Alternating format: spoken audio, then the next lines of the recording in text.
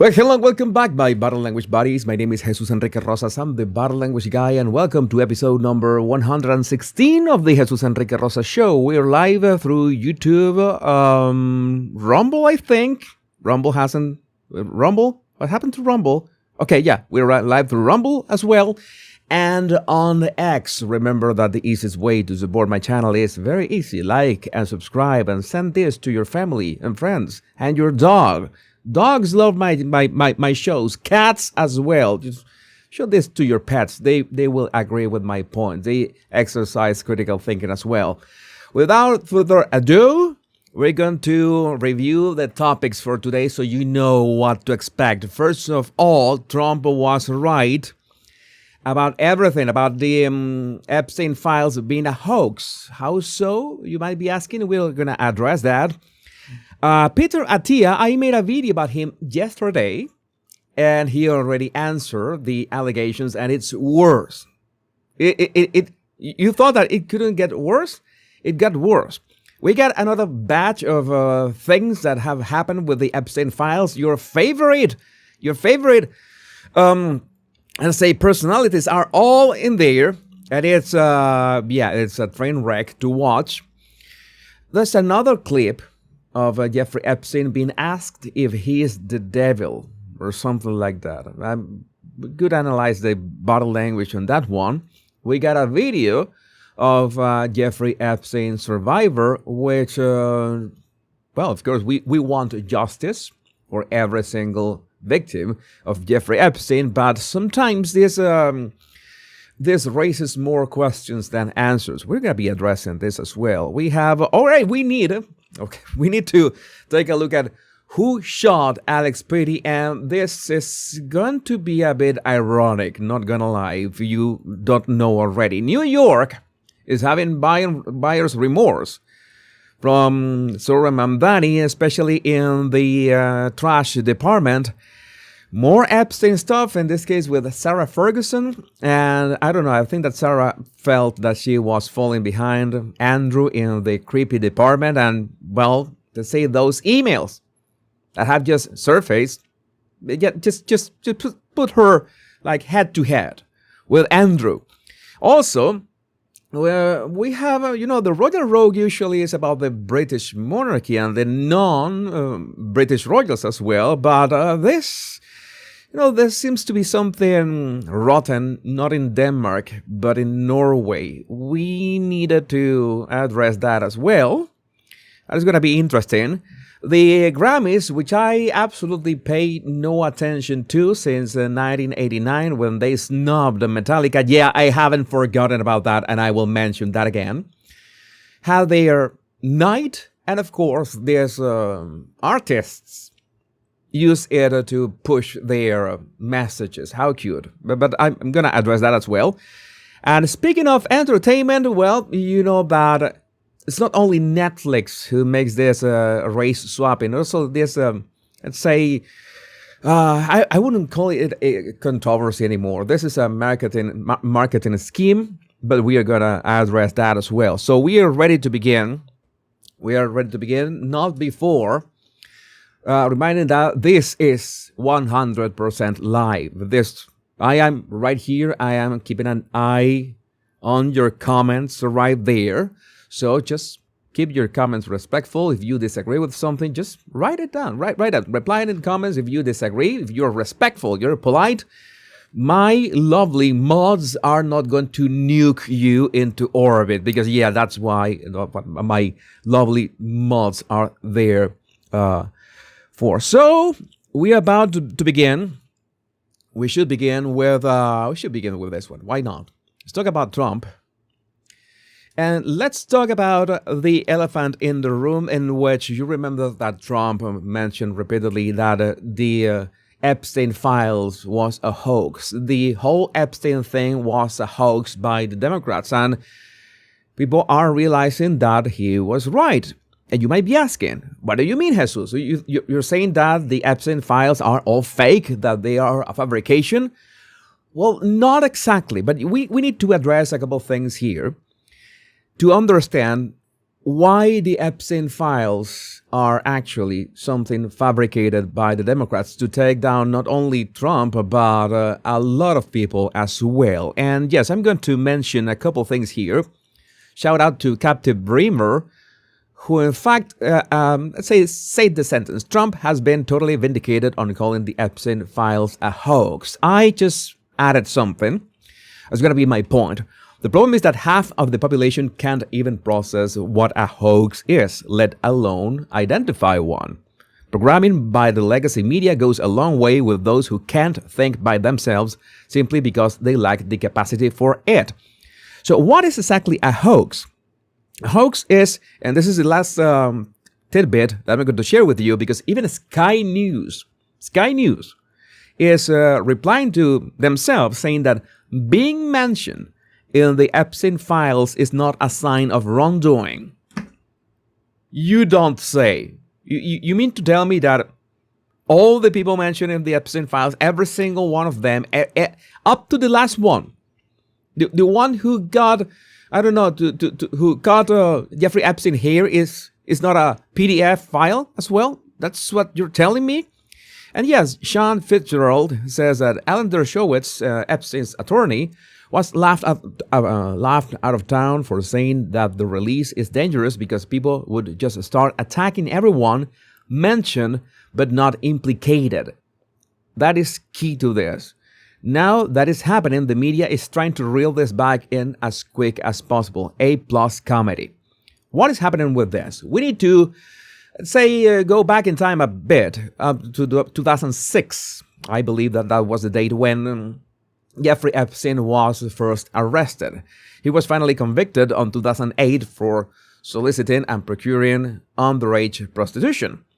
So that was bad enough, and we need to address why people kept reaching out to him. That's something that we need to repeat over and over again, because that is inescapable.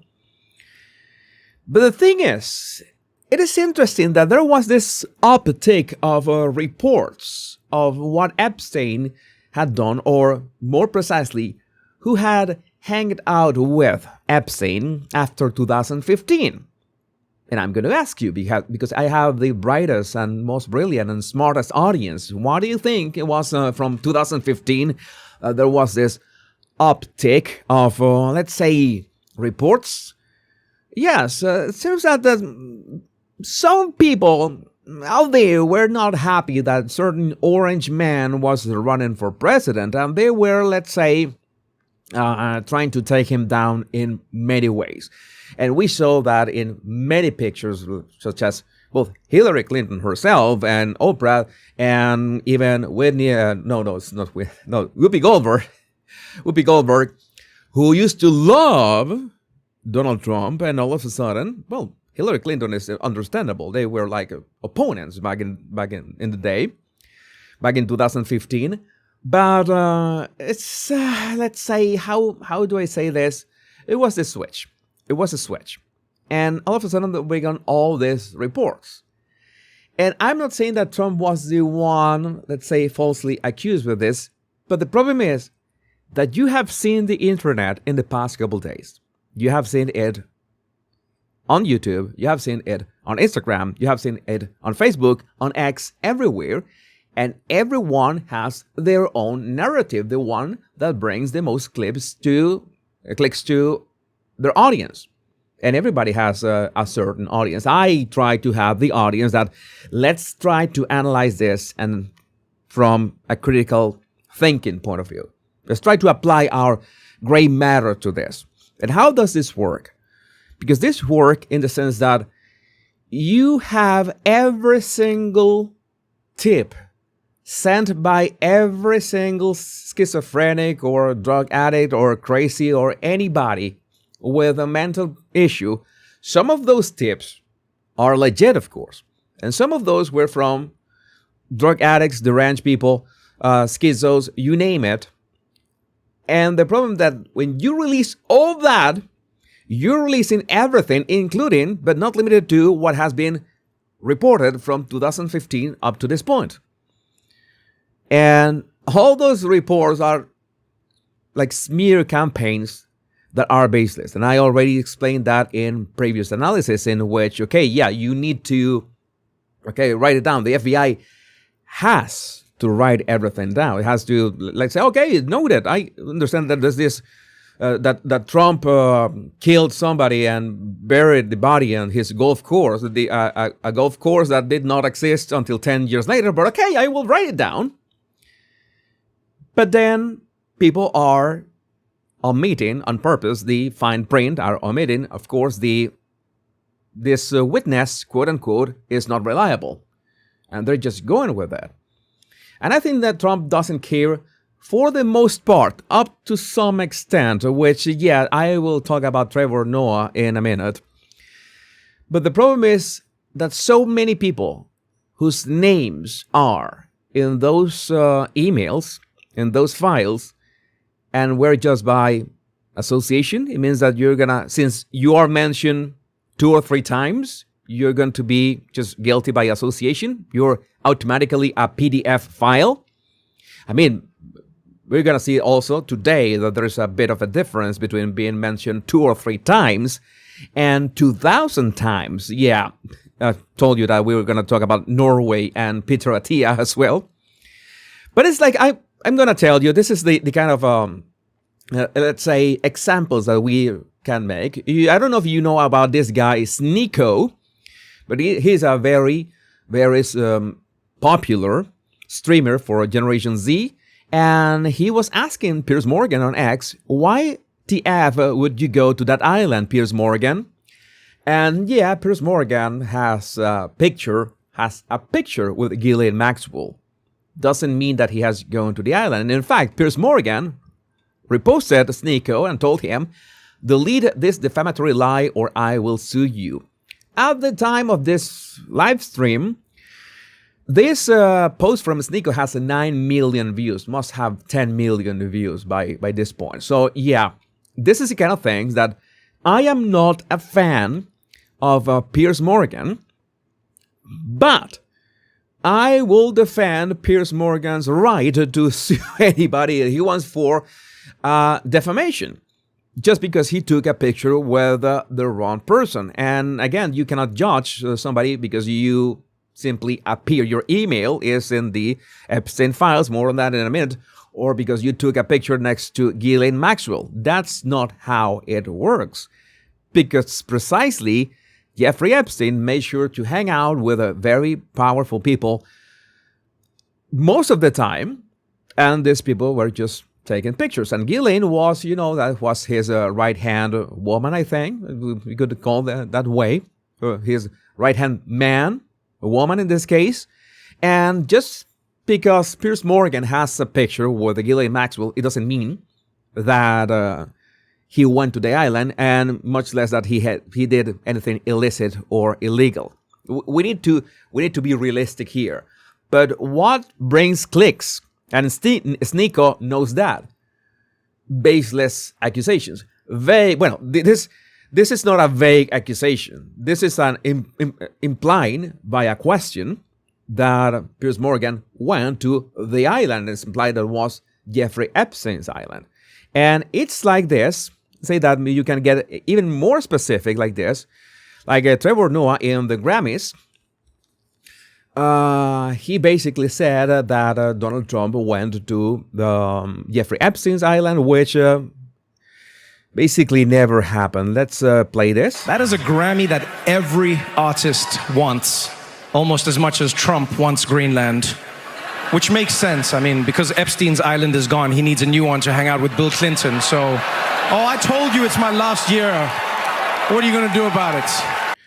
So yeah, it seems like his last year hosting the Grammy, so he went for it, implying that Donald Trump went to the island, and it was a rather lame way of saying that. There's many more witty ways of saying that, but if he wanted to go for it, he could have been way more, witty about that. Again, he was lukewarm, but Donald Trump hit back. Hey, you know what? The problem is the platform that you have, the outreach that you have. And Donald Trump said, the Grammy Awards are the worst, virtually unwatchable. CBS is lucky not to have this garbage. litter in their airwaves any longer. The host, Trevor Noah, whoever he may be, is almost as bad as Jimmy Kimmel at the Low Ratings Academy Awards. Noah said, incorrectly about me, that Donald Trump and Bill Clinton spent time on Epstein Island. Wrong! I always remember that Arnold Schwarzenegger meme from Commando. It was Commando, right? Commando was. I can't speak for Bill, but have never been to Epstein Island nor anywhere close, and until tonight's false and defamatory statement, have never been accused of being there, not even by the fake news media. Noah, a total loser, better get his facts straight and get them straight fast. It looks like I'll be sending my lawyers to sue this poor, pathetic, talentless dope of an MC and suing him for plenty dollars. Ask little George Slopadopoulos and others how that all work out. Also ask CBS. Get ready, Noah. I'm going to have some fun with you. President Donald J. Trump, I guess that thanks for your attention to this matter. And again, we will address this as well. Bill Gates emails in Epstein Files. Steve Bannon emails in Epstein Files. Reid Hoffman, Elon Musk, Bill Clinton. But only Elon Musk is calling for prosecutions. The others are silent. Why is that?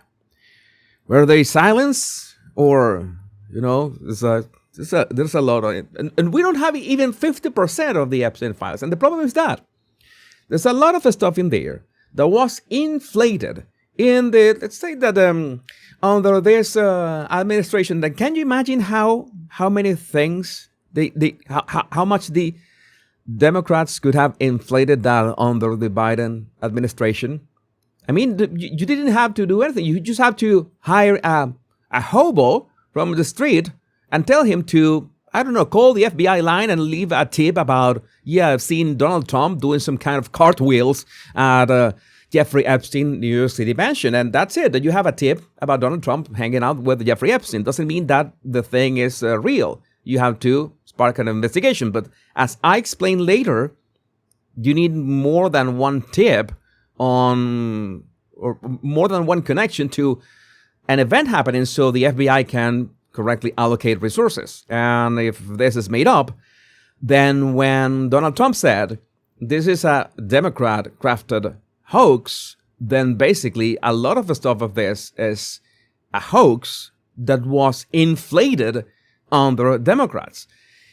Sadly, the problem with Trump, that he doesn't have any sort of filter. People thought that he meant that the victims were fake, that the victims did not, there were no victims under Jeffrey Epstein. Jeffrey Epstein did not exist. Everything is made up. That's, I wouldn't say that's not what Trump said, but I'm not his spokesperson, but it's, let's say, the way that he speaks. He kind of clarifies things after the fact. But it's obvious that so much stuff here, you cannot take at face value. As in, even if I don't like Piers Morgan, even if there's a picture of him with Ghislaine Maxwell in absolutely not the island, then he has the right to say, hey, wait a second, this never happened. As Trump has the right to say that this never happened. But we need to address, that's what we are going to address next, one of my next topics. The people who kept hanging out and calling and reaching out to Jeffrey Epstein after knowing who he was, which, it's concerning. But I would like to know what you think about this in the comments. My name is Jesus Enrique Rosas. I'm the Power Pundit. Much love and bliss. And I mentioned Power Pundit because remember that I distribute all the topics that I talk in these live streams over my YouTube channels. I have the Body Language Guy, my main channel, the Power Pundit for American politics. This previous section, I will just throw it on I will cut it and send it to my Power Pundit channel here on YouTube. Here's my Power Pundit channel. That's the way that you can find me. And that way, if you like watching the whole live stream, okay, just go for it. If you want to watch independent topics, because, I don't want to watch 2 hours of you speaking. I love your Latino accent, but not that much to watch 2 hours. I want to review one topic that you spoke about then you can go directly to the edited video on this channel, the Power Pundit, on the Royal Rogue, anywhere. I'm gonna lead you to all of them. So the way that you want to enjoy my content, you can do it live, offline, the whole live, topics, you name it. Okay, so this is all so you can enjoy this the very best way. And let me make sure that I have my next topic in line. I think that everything is here ready. And we are ready to begin. We're ready to begin with the next topic. So speaking about Jeffrey Epstein and the people who, well, are claiming that they had nothing to do with him, I made a video about a very famous doctor out there, Dr. Peter Attia, a longevity doctor who appeared close to 2,000 times in the Epstein Files. And the problem here is that it's one thing to have been named 2 or 3 times, to appear 2 or 3 times in the Epstein Files. John Doe appeared in the Epstein Files, and you see that the appearances 2 or 3 times when he was rejecting invitations to meetings organized by Jeffrey Epstein. That is one thing, okay? Another thing is appearing close to 2,000 times, and this video, people realize that this guy is not what he was pretending to be. Even so, he replied. He made a public reply today about this, and I'm going to analyze this from, let's say, a statement perspective to understand how this is a lot of baloney. Okay, but let's see how he addresses this, how he addresses the fact that he had these conversations and the content of these conversations. For reference, just go and watch my previous video on this. I'm going to mention some of that, the content of that video, but let's go to this directly. The following email is what I sent my team last night. I sent a similar version to my patients also. You have put your trust, your credibility, and your hard work into what we have built together, and I take that responsibility seriously. You deserve a complete and honest account of what I did and what did and did not happen. I apologize that I did not get this out sooner, but I want to be thorough. There's let's say a common topic in the people who address this, in which a ton of other celebrities and, let's say, non-people are coming forward and clarifying after the fact that they appear in the files. They knew they had shared, they knew they had been in contact with Epstein in one way or another, and we had to wait until the Epstein file dump for them to come clean, which is a problem because, yeah, it's like it doesn't count. Or at least it hurts your credibility. It would have been much better to come clean before you were exposed. But, well, this is the best that we get, I guess. The purpose of the Department of Justice releasing these documents is clear: to identify individuals who participated in criminal activity, enable it, or witness it. I am not in any of those categories, and there's no evidence to the contrary. All right, man. So there's a problem with this. I'm going to just cut to the chase. I'm going to mention 2 things that he says here that absolutely make no sense, so you can spot the inconsistencies of somebody who is trying to get off the hook. I am practicing my English idioms. Please bear with me. Off the cuff, off the hook. Some two totally different things. Off the hook. Number 1, I was not involved in any criminal activity. Okay, fair enough. Number 2, my interactions with Epstein had nothing to do with his sexual abuse or exploitation of anyone. Okay, that is great. Number 3, I was never on his plane, never on his island, and never present at any sex parties. All right, fair enough. But there's a problem. I have a problem with something that he says down the line, has this wall of text that I 100% I am not going to read. But the thing that I have a problem the most is that he tries to make it seem that he didn't know the real Epstein. I was hanging out with this dude and I didn't know what a creep he was. Ew. Oh, forgive me because of being so naive, such and such. And the proof that he is trying to make this point is in this very short paragraph that I'm going to highlight in here. In November 2018, I read the Miami Herald investigative article. I was repulsed by what I learned, nauseated. It marked a clear and irreversible line between what I knew before and what I understood afterward. It's like, oh, he had a sudden realization who the real Epstein was, right? Again, he wrote this. He posted this less than, 1 or 2 hours ago. But there's a problem. Because besides the content and the things that I share with you in yesterday's video, there's also this that is not on that video. Thanks to Jennifer Gunter, the Miami Herald story about Epstein broke on November 28, 2018. There are emails from Dr. Pete Attia to Epstein on December 4, 2018. And what do those emails say? What is the fallout from recent story? Is there legally any change? He was worried about the Miami Herald story having any legal repercussions on his Epstein friend. So that's how you know that that wall of text that I'm saving you from reading, and I am absolutely not reading, that is void. Because he says, oh, in 2018 with that Miami Herald article, I understood that the real dude that was behind all of that. I understood who was the real Jeffrey Epstein. BS. I call BS.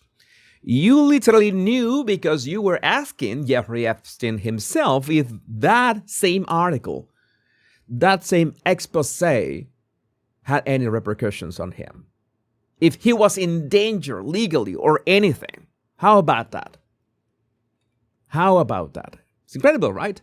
How people expose themselves. As he exposed themselves when, in his book, he made sure to, very narcissistically, that both psychopaths and sociopaths have this in common. They like to play with fire. Playing with fire is part of the, how attractive is this? And I want to mention of that playing on fire that in his book, this is from my previous video, in his book, Outlive, Peter Attia shares that his 1-month-old son almost died and his wife begged him for 4 days to come to the hospital where she was alone, but he didn't due to his important work in New York. Turns out that important work was meeting with Jeffrey Epstein. That was important work. So he made sure to include in his book a very specific reference of a month, a day, and time. And he was away from his son and his wife, and he saw a 1-month-old son who literally died and was resuscitated and spent 4 days, they spent 4 days alone at a hospital while he was in New York, knowing that by the trace of his emails, he could have been caught immediately as he was caught with this release, he was hanging out with Epstein. That is playing with fire. That's what the kind of person that we are dealing with. Are you going to seriously consider that this wall of text? Let's see. I met Epstein in 2014 through a prominent female healthcare leader while I was raising funds for scientific research. At that time, he was widely known in academic and philanthropic circles as a founder of science and moved openly among credible institutions and public figures. Between the summer of 2014, and this is my question, by the way. You were talking about scientific research. Scientific research. Anybody, you don't need to have a medical degree. You don't have to be a scientist. But if you are in medical and science research, you absolutely must be aware there's a lot of phonies out there. people that are fake, people that fake resumes, people that fake research, people that fake data, and you have to be very careful what do you link into so you become really good at research of people and their, let's say, what they do. You mean to tell me, you being a doctor and understanding the risks of poor research and not knowing the background of somebody or if they have a solid reputation as researchers,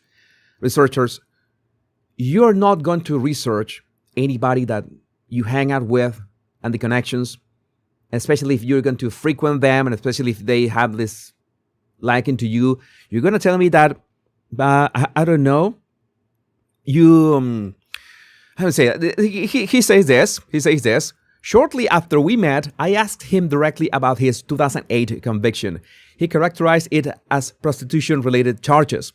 But if Peter Attia knew about the 2008 conviction, he 100% knew it was about underage prostitution. He's acknowledging that he can't deny that. He knew about that. And he must have known, because everybody who knew who Jeffrey Epstein was and what he had done, you know that the key word here is not prostitution, it's underage. But even so, he decided to just keep hanging out with him. Oh, all right. I came to learn in 2018. I came to learn this was grossly minimized. More on this below. I was incredibly naive to believe him. I mistook his social acceptance in the eyes of the credible people I saw him with for acceptability, and that was a serious error in my judgment. Give me a break, man. Give me a break. These people are really psychopaths. These people are really psychopaths. Make sure that to check my previous email on this. Not email. Oh my God, Freudian slip. My previous video on this guy, and it is even worse. That wall of text justifying his relationship with Jeffrey Epstein is even worse. But again, as usual, I would love to know what do you think about this in the comments. My name is Jesus Enrique Rosas. I'm the body language guy. Much love and bliss. I just said the body language guy because this one absolutely goes in my body language guy channel. Oh my God. Yeah, the problem is that this prostitution was procuring and soliciting on underage. That is the description of the crime. I am not a Florida attorney. Well, that is the description of the crime. We're going to mention a couple of things. Maybe the next topic is not going to be as long, but we need to address the next topic and understand what we were saying. Let's see, the opposite that we were talking about. Yes, Donald Trump was right about the Epstein Files being this, let's say, nurtured hoax by the Democrats. A lot of fake stuff in there, but there's so many emails from real people with Epstein that now they want to deny. We need to address that. It's better to be quiet than dig a hole. You know that the problem is that the accusations were so damning. I mean, this is different with that when Andrew Huberman was accused of being a womanizer. He was accused of being a womanizer. He had like I don't know, like 6 girlfriends at a time. I don't know. I don't remember. I think it was 2 years ago.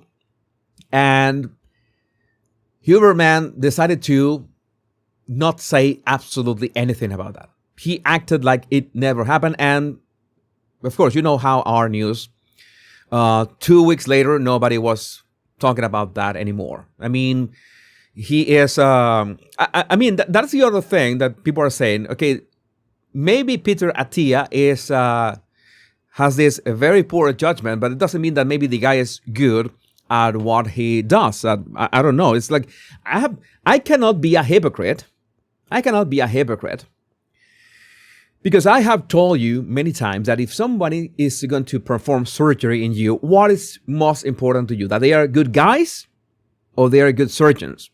And of course, maybe they are psychopaths, but they are the best surgeon that you can find. And that's the one that you want performing surgery on you. I have said that. I cannot be a hypocrite and deny that. And I stand by my words.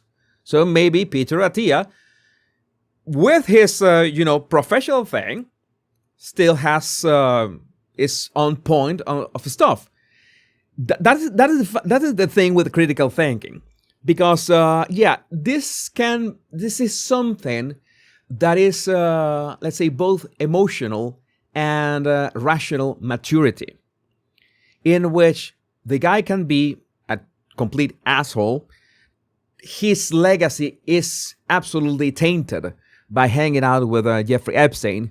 But the problem is that I guess that many people were fans of him. I really didn't pay much attention to him, but I see many people disappointed with Peter Attia over this. And I guess that they were disappointed because he shared with millions of people, literally millions of people, advice. He had a podcast in which it was not the one talking, but interviewing people or other experts in the field. That is actual work. I mean, you can be personally a douchebag, disgusting person, but maybe your professionalism, your professional part, maybe that part, okay, you can take something from that. I know it's hard. Because that happens with something that we're going to talk about, like actors. It's like John Lithgow. John Lithgow, you know that he's going to play Dumbledore for this Harry Potter series that is coming. And John Lithgow in the Dumbledore costume looks just amazing. Goosebumps. He's going to be, I know, I love John Lithgow's work. And I know that he's going to do a massive job, the greatest job playing Dumbledore. And in costume, he looks amazing. But he just went out and he had to go on a round attacking J.K. Rowling, say that how come she created this beautiful story and at the same time she is a transphobe.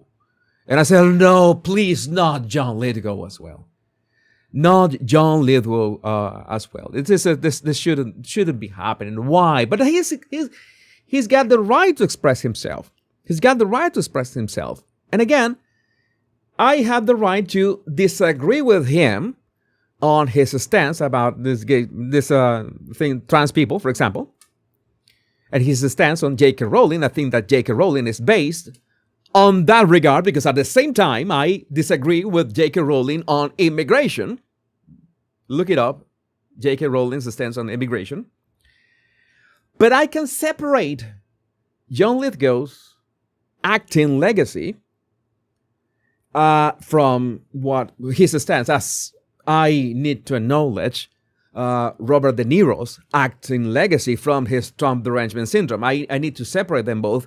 If I separate them for Tarantino, and I gave Tarantino that pass because it's Tarantino, and Tarantino is still one of my favorite directors, and he said that he was going to vote for Kamala no matter what came out of her mouth, then I should give De Niro the same, because he had roles are literally legendary. So again, this is basically not a topic in itself, but it's something that we need to do. It's like when I talk about Meghan Markle, that is, I guess that Meghan Markle's shenanigans are nowhere near as bad as we're finding out. We're gonna mention Meghan briefly, by the way. And I could disagree with Meghan Markle in many things, and I don't like her as a person. That is a personal opinion as well. And she had made many mistakes, and she had behaved badly. But, and I have said this many times, how Meghan Markle has reinvented herself at least 6 or 7 times to reach her goals, even if the goals have been, let's say, ill-guided or are not that positive or are not a net positive for the world, much less for the royal family. Reinventing yourself to attain your goals, I've said that again, I've said that many times, I'm going to say that again, that is a sound strategy for your life. It's something that you can get from Meghan Markle with disagreeing with Meghan Markle, not liking Meghan Markle, but that is something that you can take for yourself. Even before I get to know who the F Meghan Markle was. You remember those shirts, right? Who the F is Meghan Markle? I had that sort of attitude. Okay, I need to reinvent myself. I need to see what skills I can use. What can I learn? What does the market want right now? When I learned 3D modeling, I went for 3D modeling. When I went for social media marketing, I went for social media marketing. When I went for body language, I went for body language. When I went for YouTube, I was constantly transforming myself. And right now, it's reinventing myself from just body language analysis that so many of you ask in the comments. Where are the body language analysis? Yeah, the body language guy evolved into something, different, maybe better. And that's something that, it's not like I am the only one who has done that. Meghan Markle is not the only one, but you need to separate one thing from the other. So again, I wanted to mention it because that is basically one of the complicated things of human beings. You can disagree with everything that Peter Attia did personally. You can abhor the man that you are realizing who he is. But he was followed by a lot of people for a reason. Was because he was, Kim Kardashian is also followed by a lot of people. Meghan Markle is also followed by a lot of people. So again, this is not an easy question to answer. And that's what makes it so fascinating. Again, this is like a rant. I always leave the rants for the end of the live stream, but this rant was necessary because it's important. So many of you could miss this rant. I don't want you to miss this rant because it's one of the fundamental ways to interpret humanity and our humanity. I'm not going to say that I'm better than all this. I am not. I made mistakes. I've done bad things. But I need to learn from my mistakes and I need to evolve and I need to say, okay, and I need to say, all right, I don't like this person, but there's something that I can take from them.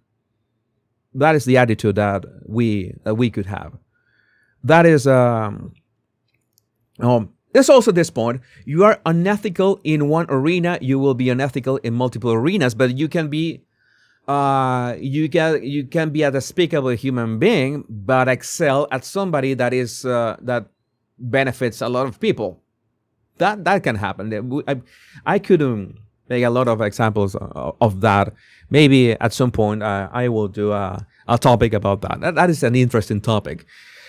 I need to mention briefly some of the let's say celebrities that have actually appeared in the Epstein Files.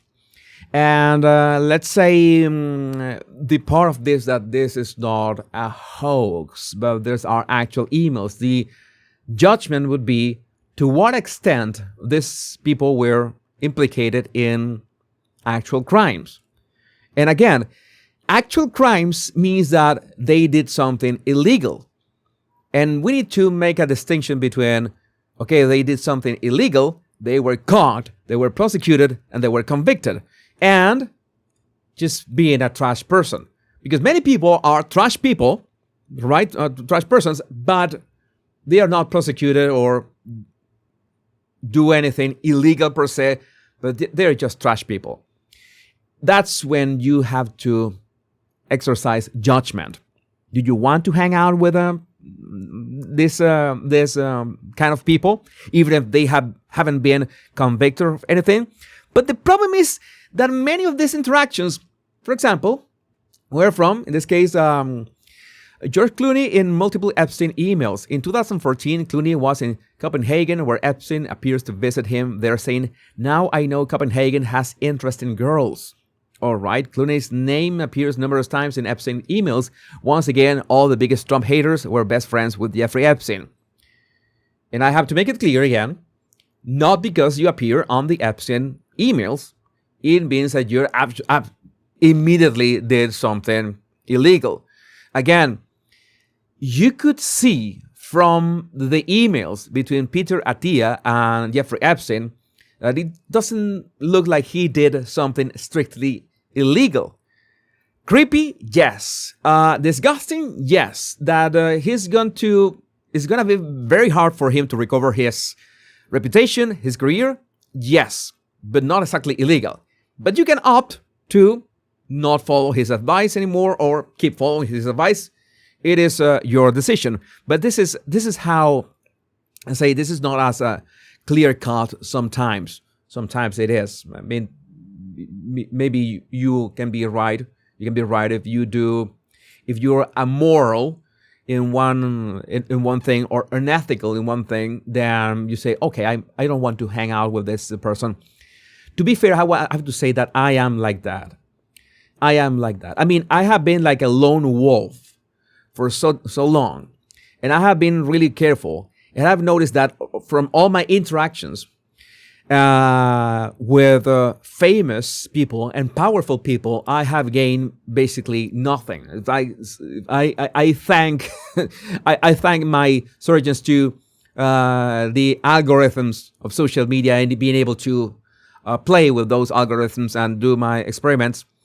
But I'm wary that taking a picture with the wrong person or appearing in the wrong emails, appearing in the wrong place, hanging out with tainted people can be costly for your reputation, especially nowadays when people don't go besides a headline. That is very dangerous, and I advise everyone to be very wary who you hang out with.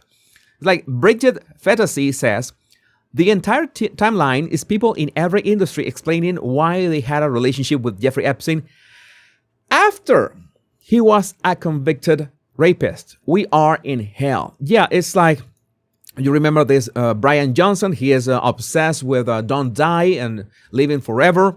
And he is wall of text again. 8 years ago, I met Epstein via Zoom. He says that he didn't have anything to do with him. He was the most dark figure that he had ever met, even if it was a Zoom call. Somebody called out Brian, telling him you were asking to meet him in person, and Brian was clear that, yeah, this was pre-call, like trying to, get off the hook. Did I get that right this time? Get off the hook. All right. But the problem is that you're reaching out to someone who in 2008, I'm not going to repeat, had this conviction for these heinous crimes. So we are back to square one. Why do people kept reaching out to this guy? Why repeatedly? Again,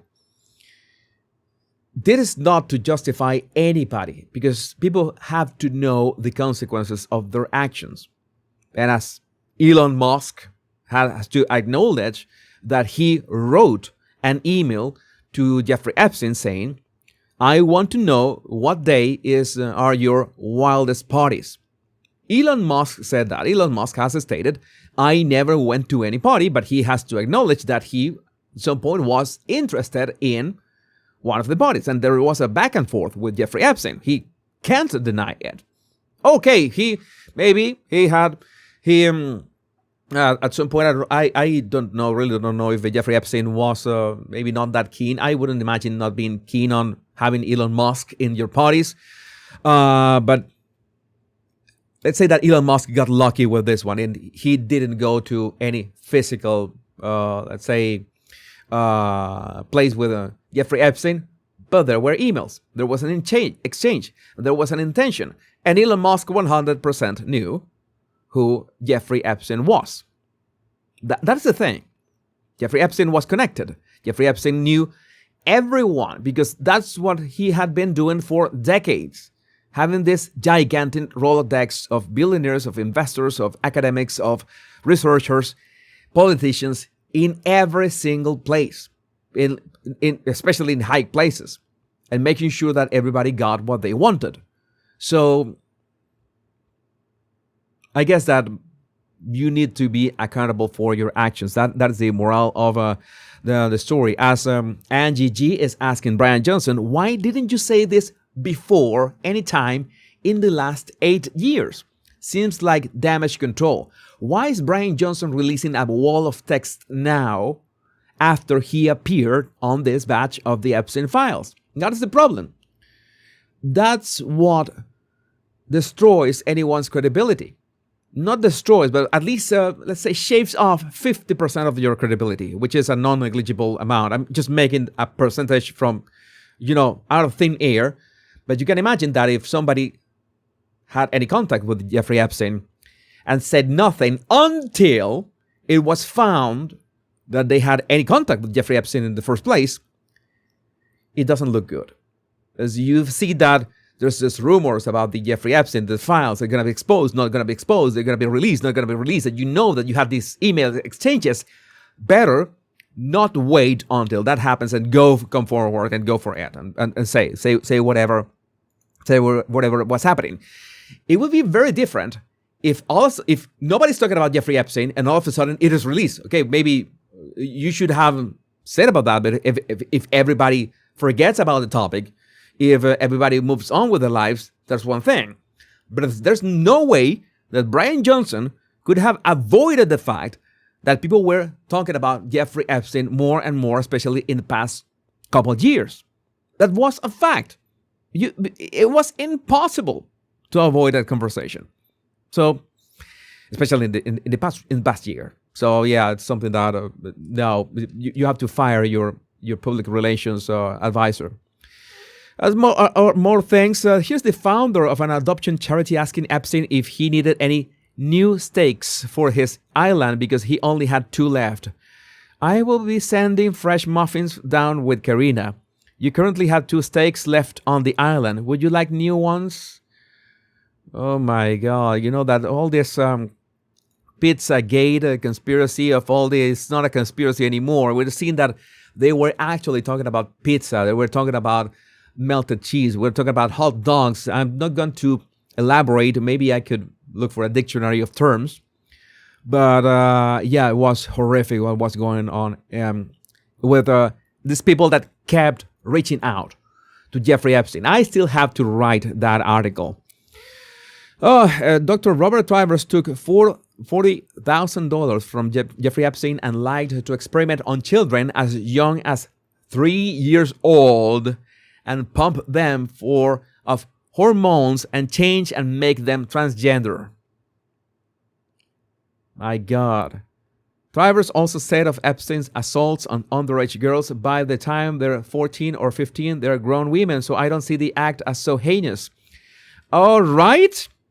Okay. But since he has an account of this side, I'm not going to look for that. That is too bad juju. But again, so many people are being exposed, legitimately exposed in these emails, and the legacy media is trying to make us look in the wrong direction. The legacy media is trying to make us look in the wrong direction. That is what's actually happening here before our own eyes. It's like Reid Hoffman. Reid Hoffman tried to come at Elon for calling out his ties to Epstein. Huge mistake. Elon dropped emails showing Reid actually went to the island, brought a gift, and even got name dropped by Epstein to lure Elon in.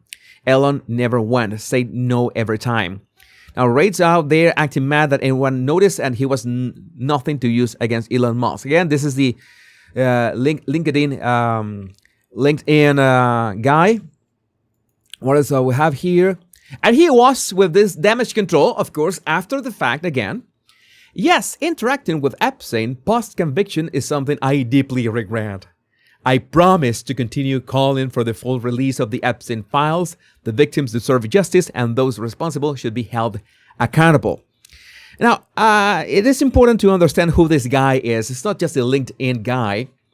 So you realize the kind of people. This is like archetypical, the archetype of who was hanging out with Jeffrey Epstein and who Jeffrey Epstein made sure to surround himself with. Discounted trash flow about the LinkedIn, Reid Hoffman, the LinkedIn guy. Overweight tech bro who looks like he hasn't seen a treadmill since the dial-up era, co-founds LinkedIn, cashes out, now lectures people on political correctness. But his real claim to fame, one of the most frequent passengers on Epstein's Lolita Express. All right. Flight logs show him on the jet dozens of times, kept flying with Epstein years after the 2008 conviction, when most normal people cut ties. These are not normal people, of course. Claims it was all for philanthropy meetings and MIT donations. Totally innocent reasons to private jet with a child trafficker. Endless "I barely knew him" denials, but the logs and timing scream otherwise. Fat F looks like a swollen albino seal. Oh my God! Checks out. Just in case you need to confirm, this is not the picture of the guy. This what is it? This is the picture of the guy. Just in case you want to confirm that last statement. Confirm? Yes. Okay, we can continue. Dumps hundreds of millions into Democrat war chests to buy political favor. Personally funds anti-Trump lawsuits. All right, the guy is such a personality. Funded Steele dossier ops and Nikki Haley primary sabotage. Screams save democracy while buying judges, primaries, and political influence like a Russian oligarch. Breaches AI ethics and human decency, yet hangs around convicted pedophiles and rigs elections. Just looks like he diddles kids. Oh my God. Looks like a Reddit mod. Oh my God. Miss Black Cat, you always have the greatest takes. You always have solid takes. I had to highlight this one. On the spot. Looks like a Reddit mod. On point. Absolutely not to be trusted. This is the kind of people who Jeffrey Epstein made sure to hang out with. So you tell me, what kind of people are we talking about here? And this was important. I thought that this was important to mention as well. Just in, Bill Gates' former science advisor asked Jeffrey Epstein for nude photos from his island. All right, science advisor. Okay, what did Bill Gates' science advisor ask for? Please send me few pics of your island, both the island and the house. Include also a picture or two of hot girls.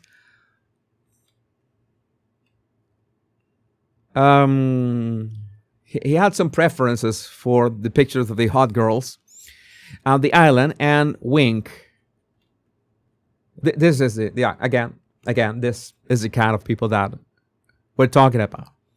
This is the kind of people that we're talking about. They could have been really professional about this, but I guess that they were not hanging with Jeffrey Epstein because he was very professional. I think that they were hanging out with Jeffrey Epstein because of reasons. But I would love to know, what do you think about this in the comments? My name is Jesus Enrique Rosas. I'm the, I don't know which one this one. This can go to the Power Pundit. Much love and bliss. I sometimes don't know where to send my videos. I don't plan this in advance. I should plan this in advance because sometimes I end up with a ton of videos for my Body Language Guy channel and just 2 or 3 for my Power Pundit. I know that people are still going to watch them. I trust YouTube's algorithm, but still, I try to make sure. To obviously, when I'm talking about politics, send that to politics. That should have been to politics. It should have gone into my Body Language Guy channel. But you already know the Power Pundit. You already know where to find me in my American Politics YouTube channel. Make sure you like and subscribe right there. We need to keep moving forward. And we have a video already analyzed. I made a live stream yesterday, in yesterday's show, by the way. On Sunday was short but good, in which I was exposing an actual lie from Jeffrey Epstein. Make sure that you go watch it. And that's the show in which I included the Peter Attia thing. But now we need to address another clip from those 15 hours of recordings that Steve Bannon made sure to record of Jeffrey Epstein. And I still don't know how people pay attention to Steve Bannon, how he is still invited to this conservative mega events, since everybody knows that he was working closely and secretly with Jeffrey Epstein to reform Jeffrey Epstein's image, public image. Go figure. Jeffrey Epstein hires you to reform his public image. By the way, Jeffrey Epstein was back in the day paying $10,000 a month only in SEO services, which is making sure that when you Google his name, the bad things did not pop up and only good things pop up. He was spending $10,000 a month on that. Again, the ban on interviews was were with that intention to, let's say, reform his image in the public eye. Steve Bannon audibly says that was good as Jeffrey Epstein wraps up their interview with a smile. This interview was also a rehearsal in case Jeffrey Epstein was going to have a 60-minute, the show, 60 minutes, a 60-minute interview. That never happened. That was a rehearsal as well. So yes, that did not work out very well. And in this one, he had this kind of a weird response. Let's watch the clip. Do you think you're the devil himself? Do you think you're the devil himself? What kind of question is that? I'm going to rewind because I think that, I don't know if Jeffrey Epstein did not expect this or if they were rehearsing how he addressed certain topics or certain questions. Do you think you're the devil himself? No, but I do have a good mirror. I simply don't understand.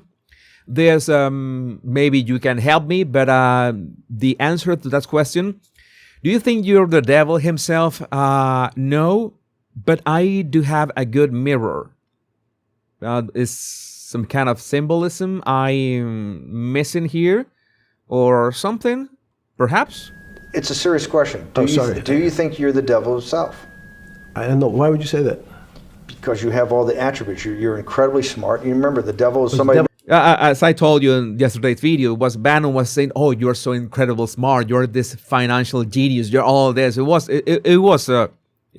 kind of gay to watch. Somebody knows smart? The devil's brilliant. You read Milton's Paradise Lost. The devil scares me. Satan is. Yeah, the devil scares me, and you see that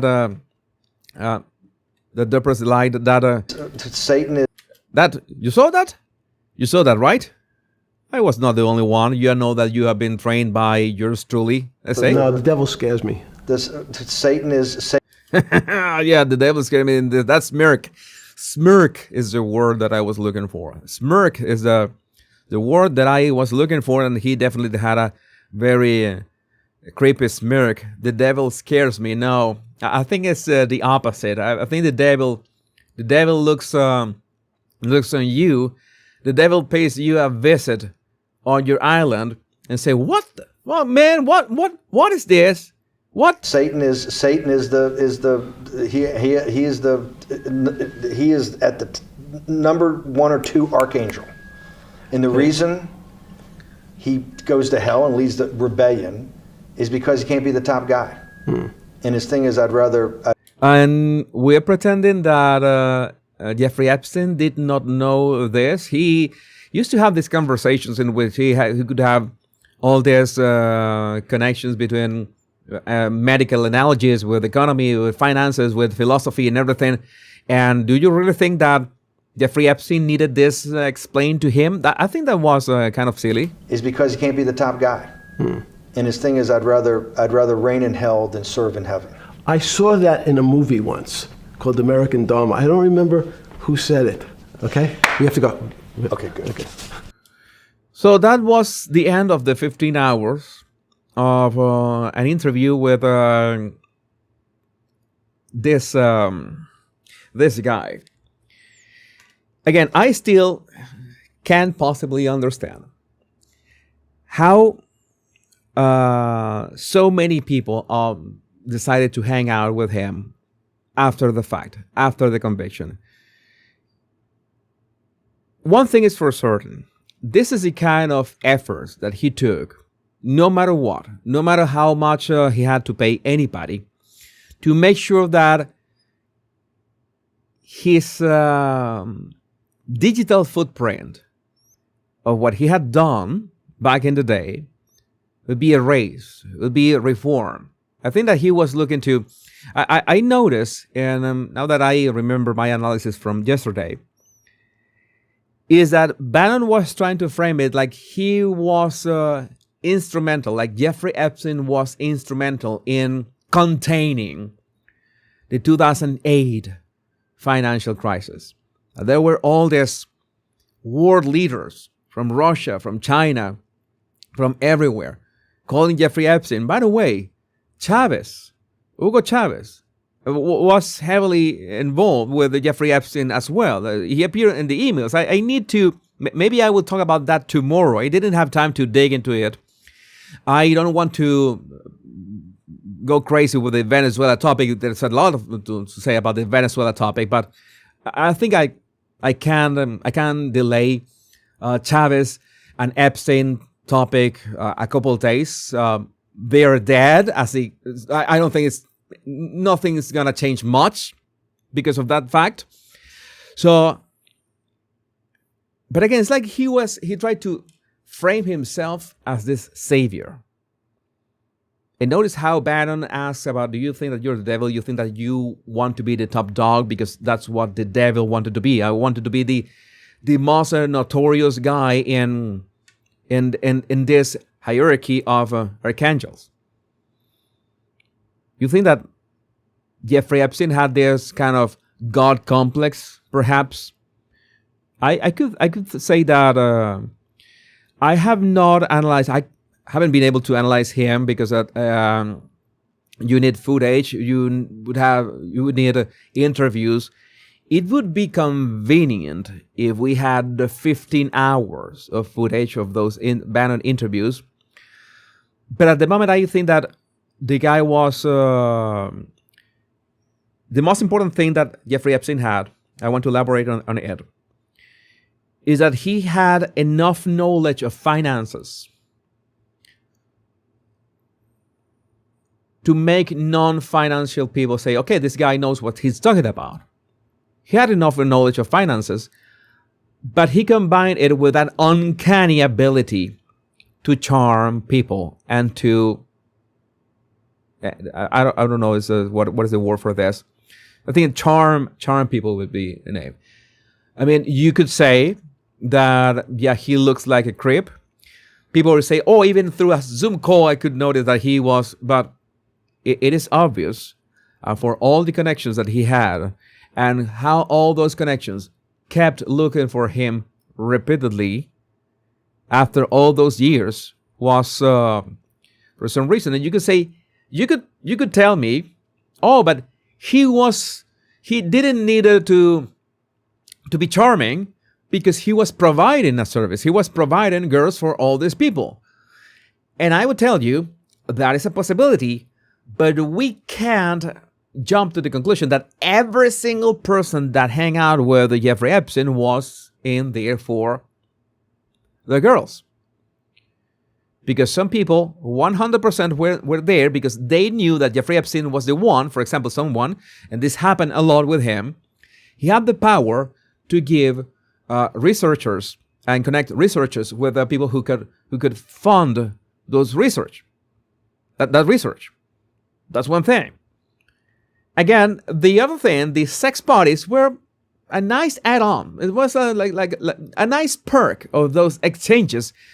And again, there's no way to say or to tell or to affirm that every single person that came in contact with Jeffrey Epstein hang out at one of those sex parties or debauchery parties or anything. That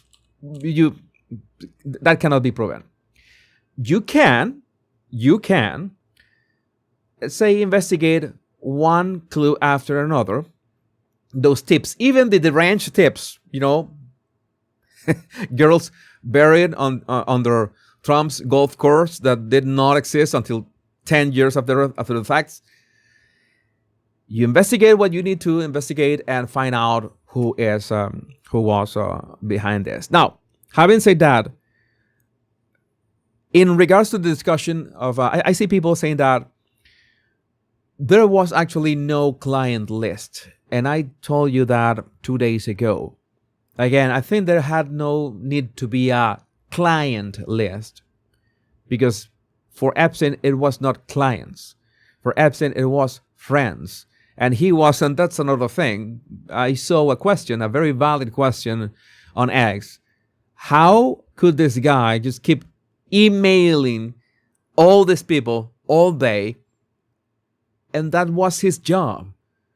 That was literally Epstein's job. He was a networker. His job was messaging and emailing everyone all the time to know if they're going to attend his parties, if they're going to where they're going to hang out, if he could have dinner with them, if they could pick their brain, if they, that was his job, 24/7. And let's say that the ways that he distracted himself from his job, or he blow off some steam, were pretty much illegal.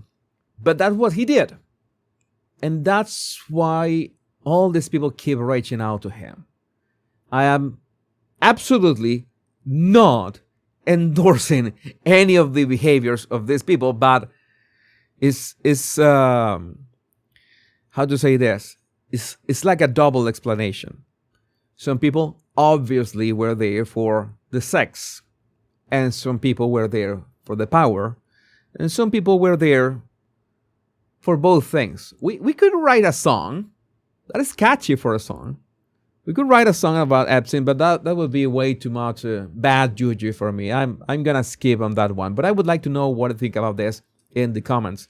My name is Jesus Enrique Rosas. I'm the bottle language guy. Much love and bliss. Yeah, that was more about bottle language, but trying to understand the psychology behind the dude, and the psychology behind those who kept picking up the phone. Why did they keep picking up the phone? That is the thing that we need to address. We need to address that. And we have also this, we have the video of a survivor that I want to review with you in terms of body language and statement analysis as well. The emails are just the tip of an iceberg that cost him his life. There's something huge we may never know. Says none of your business. Yeah, there's we're talking about just emails and photos in here. But what else do we have? Didn't they have text messages back in the day? Can you imagine if text messages are released? Because that's not something that is out there. And he absolutely was text messaging people. Remember, I think that was the all the way back to the era of Blackberries. They were messaging, absolutely. But we need to address this video. We stay on topic with Jeffrey Epstein. Right now, we need to address this video in which an Epstein survivor, Jess Michaels, wants to know why entire pages were redacted in the new Justice Department release. There's some things that I need to address with this one. This is the exact opposite of transparency. And I want to mention how did I find this video was thanks to Jesse, aka Darth Cry. So the rationale for mass releasing every bit of info in Epstein was, quote, we need to get justice for the victims, quote, right? Why don't these victims just tell us what happened to them? I'm genuinely asking. They say, people would be shocked if they knew who raped me, and then say the document doesn't tell me who raped me, so I will never know. What evidence is this? Just do a Super Bowl ad and tell us who raped us as children, or shut the F up. I mean, that is a bit rough. I haven't watched the clip, but I want to watch it with you and react to you to this with you live. So let's go for that. Let's see what are her arguments and what does she say about the release. I actually brought a little show and tell for you, Caitlin. You know how I heard you speaking with the attorney before this about the 302s, and this is what the only 302 that could be found so far in the files by someone that was combing the files for hours. It was 7 pages and 4 of them looked like this. So we know that the victim's name is here, right? And that's appropriately redacted. So what is all of this? So there's no way for me to say to you that there's closure here. This is the exact opposite of transparency. I mean, it must be so frustrating for you to look at that and to see just completely blacked out in the entire page. And then we've seen pages where they're blacked out and the only thing not blacked out was a survivor's name. It is such incompetence. Wait a second. I want to interrupt with something that the Department of Justice, the deputy of the Department of Justice actually said, and this makes sense. I mean, for example, we could be looking at a page full of descriptions of, let's say, a crime or gross. I think that things related to gross stuff or directly related to victims was going to be heavily redacted for reasons. I think that photos, of course, were going to be redacted. Videos were going to be redacted because of that. I don't know if that could include that. And at the same time, if there's an ongoing investigation, if somehow they found that there's one trace, they saw 7 or 8 tips, and so that they are aligned with what they see on certain emails, and there's an ongoing investigation, I think it should be redacted if that is part of an ongoing investigation. I mean, I am not a specialist on this topic, but that is what common sense tells me that should be happening. You are not going to have all the information on everything at once, especially with that amount of documents. It is undeniable, and I have said this a couple times, the way that Pam Bondi has handled this has been atrocious. From I have the files on my desk to we're going to drop 3 million documents, tens of thousands of images, and thousands of videos. That has been one of the biggest fumbles ever. I don't know how couldn't they realize the amount of content this was, the amount of time they would take to redact all the stuff, so they could release the files but not implicate actual victims in this, or not reveal the identities of actual victims in this, and which at the same time this had been exposed so many times in the past without the redaction, and they release redacted pages of things that have been already unredacted and released unredacted in the past. It's like wasting time with that, I have to say, has been a complete failure in that regard. And since we always need to talk about optics, this is a very bad stain in the Trump administration, the way Pam Bondi has handled the Epstein Files thing. Trump never promised anything about the Epstein file. Okay, I will take a look at it during his campaign. But once they began rolling that this was okay, we're going to roll back the curtain, everything went south. It is sloppy. I mean, if any one of us did our jobs the way the DOJ did this job, we wouldn't be working humans. We would lose our job. We would lose our place in a company, because this particular job has been so egregiously done. The problem is that, on the other hand, again, we can't possibly know what is being redacted. So we can't possibly know what is the reason that page is literally a block of black. Maybe there's a reason for that. Maybe there's no reason for that. But again, it's like Schrodinger's redaction. We don't know what's behind the redaction, so we don't know if the redaction is accurate or not, or if appropriate or not. But the point of the account that I mentioned at the start has a point. You're a victim. You can come forward and say what happened to you and who did what to you. That is an option. And then people are going to say, but they can't do that because they are powerful people that can hurt their lives. And I would say you're right. So what would be the difference if the Epstein files are out? Because if the Epstein files are out and expose everything,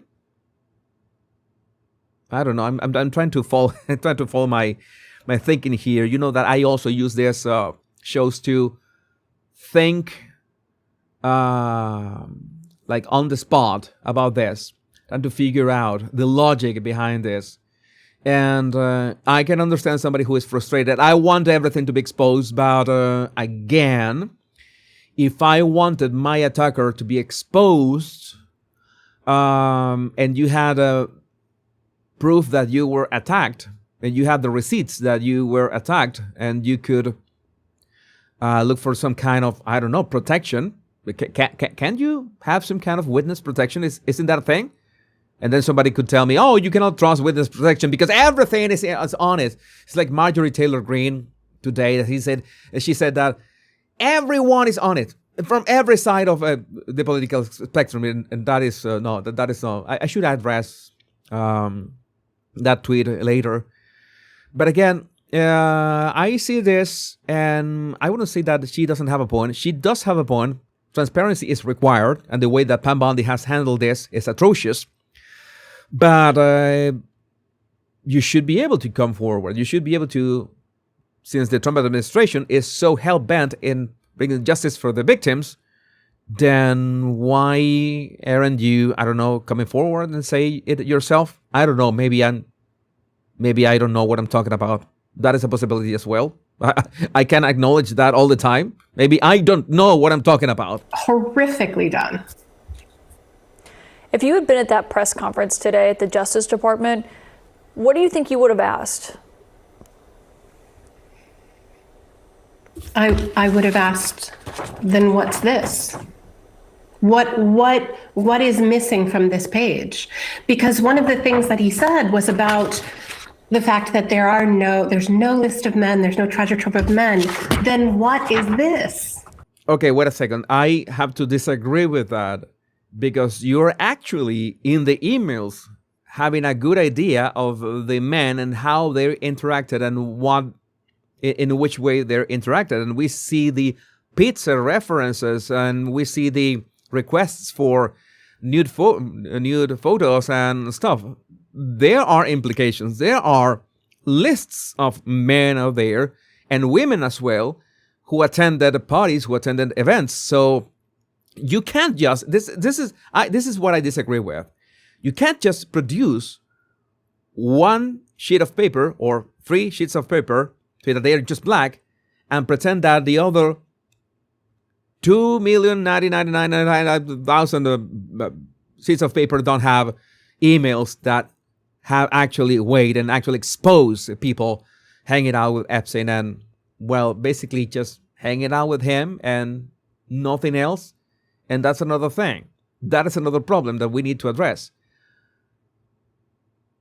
There hasn't been anything really shocking besides those torture and references. I guess that the FBI is investigating those, or that was I don't know, jargon for another thing that is not torture. We couldn't possibly know, but you can just grab one piece of paper and say that is representative of the whole dump, because no, that is misleading. What is missing here? This is not a survivor's name. There's no survivor's name that is this long. So what I'd like to ask any of them in the Department of Justice is, what is this? This is a victim statement. The only thing that was supposed to be redacted was her name. So this is clearly protecting someone. Not necessarily, because you could black out only the attacker or the aggressor and leave the rest, maybe the victim and the aggressor. If you have the aggressor's name blacked out, then you are protecting. But again, how do you know what will be the difference? There is a difference, of course, between protecting someone and protecting the investigation on that person. Because you don't want, let's say, that person to begin destroying the stuff. You don't want those persons who are under investigations to know that they are under an investigation. That is a basic protocol. You don't want to sound an alarm. You are being investigated. There's your name in the Epstein Files. I don't think that's how that works. That would be silly. So Something.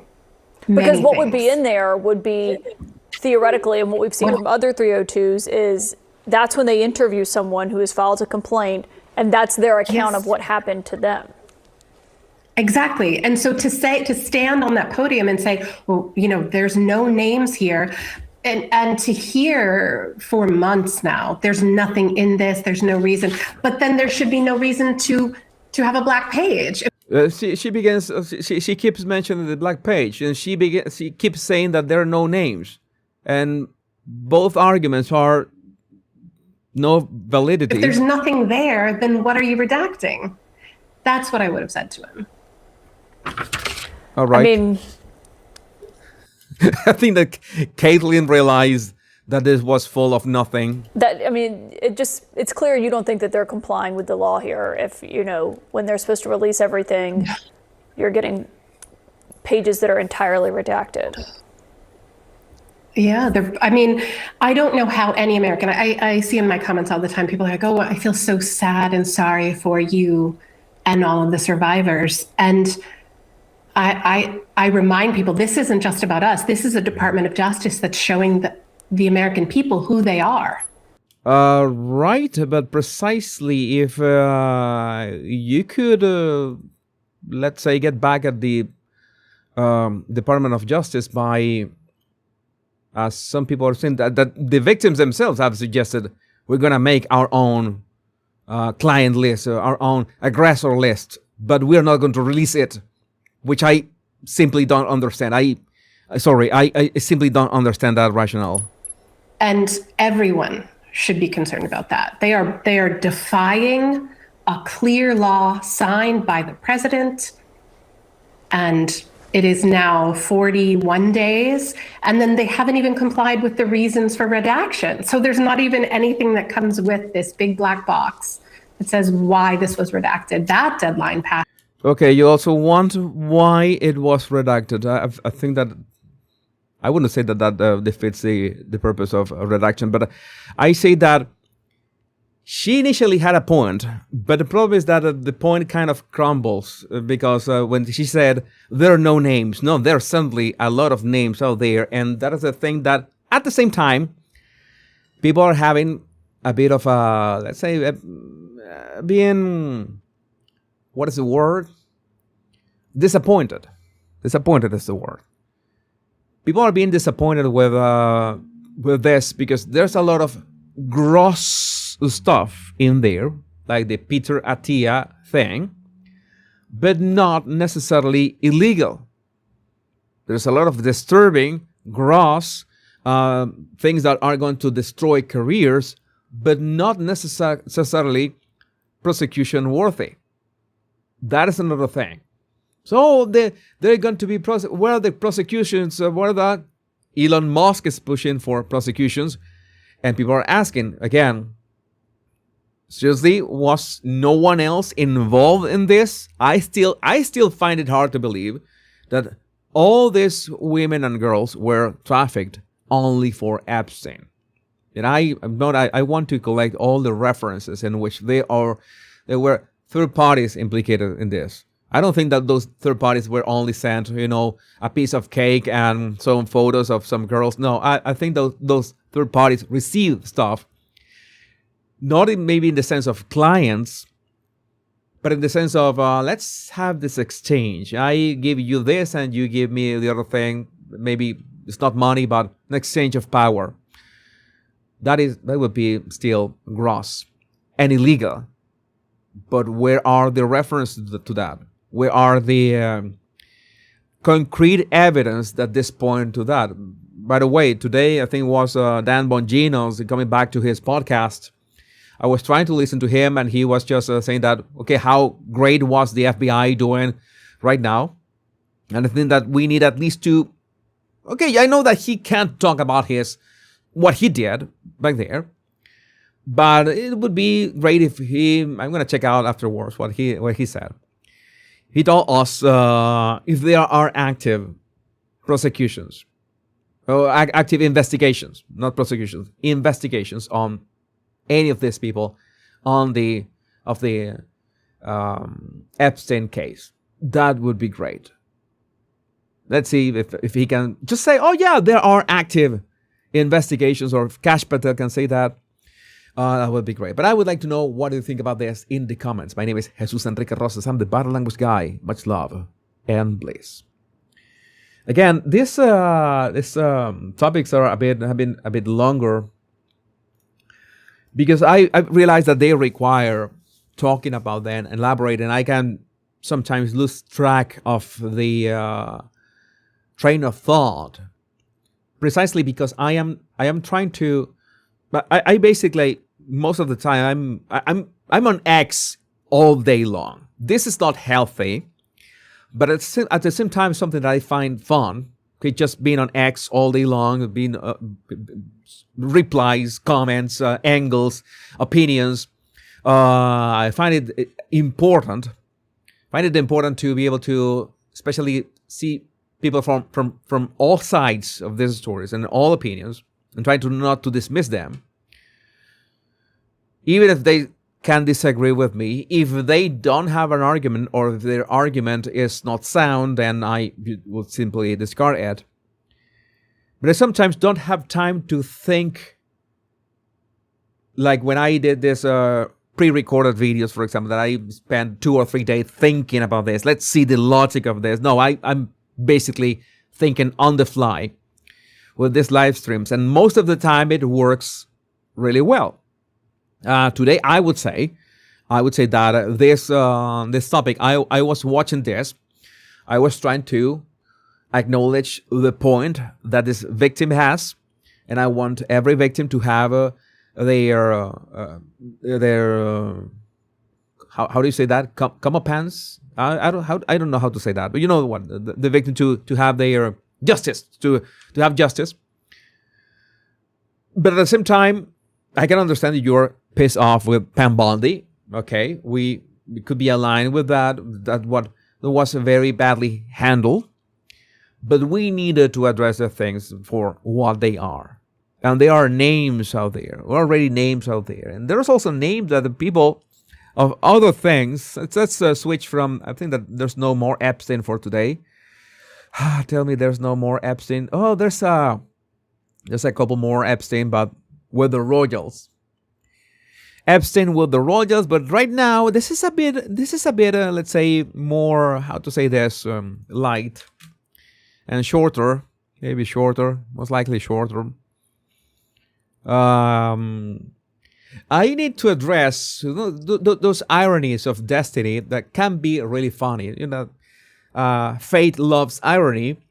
And maybe this is not the last time we're going to mention Alex Pretty. You remember the nurse who was in this ICE protest that was found to be on this signal chats of organized domestic terrorism. And he was ultimately shot dead by 2 Border Patrol officers. And it turns out that you know how the internet was not going to rest until they found out the identities of these officers. But the problem is, I can guess that when they found out who the officers were, they say, oh, I think we messed up. Breaking ICE killers unmasked. Jesus Ochoa, Tocayo. We call Tocayo in Spanish to people who have the same name as ours. We share a name, so we are Tocayos. And Raimundo Gutierrez killed Alex Pretty. All right, you mean 2 Hispanics? Oh my God, no. Gain of Fauci. Wait, it was 2 Hispanic Latino ICE agents that killed Alex Pretty? That's really going to hurt their whole Trump's white supremacist Nazi Gestapo narrative. Oh my God. No, that's, by the way, thank you, J.E. Thank you, J.E. May. You spotted that the New York Post shared the Photoshop AI photo of Alex Pretty. This is not the real Alex Pretty. Alex Pretty doesn't look like this. I didn't notice. I was glossing over, but thank you for pointing that out. The records viewed by ProPublica list Ochoa and Gutierrez as the shooters during the deadly encounter last weekend that left Pretty dead and ignited massive protests and calls for criminal investigations. Both men were assigned to Operation Metro Surge, an immigration enforcement dragnet launch in December that sent scores of armed and masked agents across the city. And yeah, the photo... I don't know if this is Jesus or who is this one.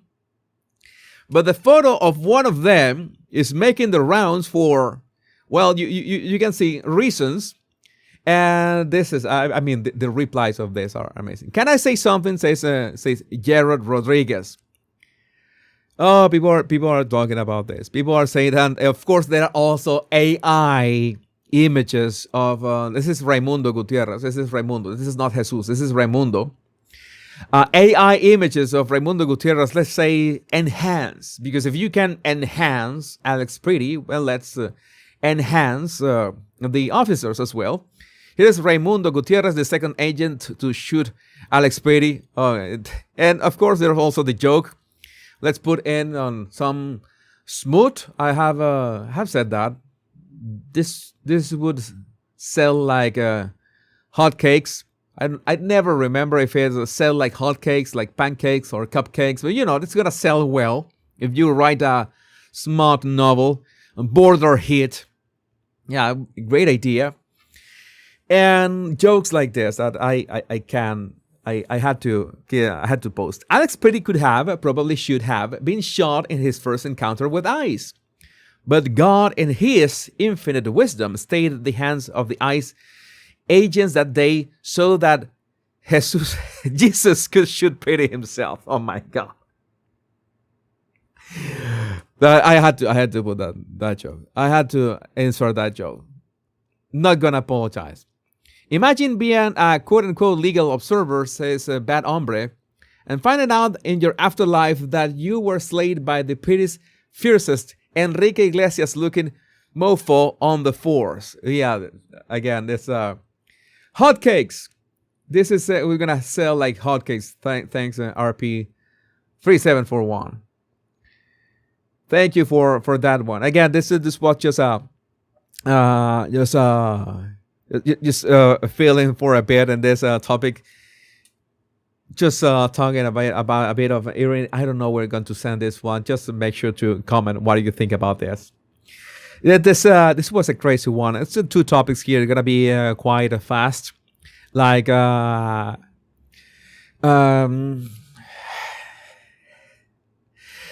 like this one. People having buyer's remorse with the Sora Mamdani. Mayor Mamdani's Gracie mansion noticeable trash-free as U.S. neighbors drown in 8-foot piles of garbage. What is happening in New York City is not only people are tragically dying on the streets, homeless people are dying, but, well, the trash, this was gold. This was pure gold. The city that never sweeps, trash piles up on streets as traffic snarls, and 14 dead. I think it's more dead by now. Good luck with your new communist mayor, New York City. There's a lot of things here. I don't think that we need this sound, but this is bad in itself.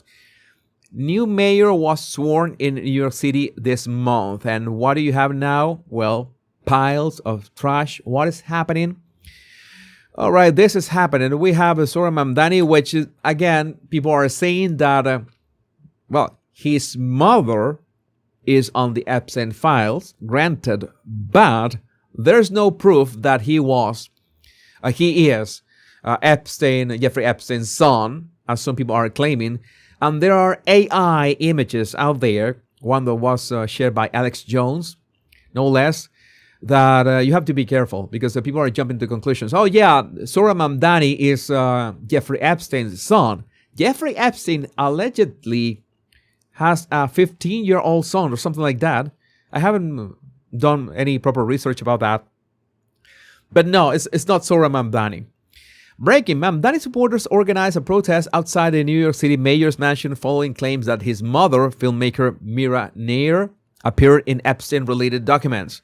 We know about your mom. We were with you, Soran. We voted for you, Soran. We advocated for you, Soran. You lie, Soran. Shame. Oh, my God. Shame on you. Let's take a look at this.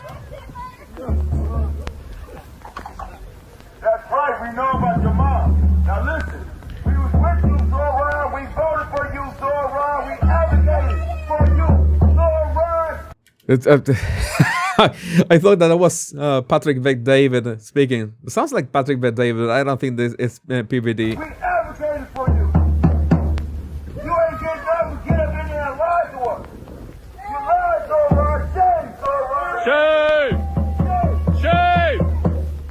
The first lie was CRB, Soran.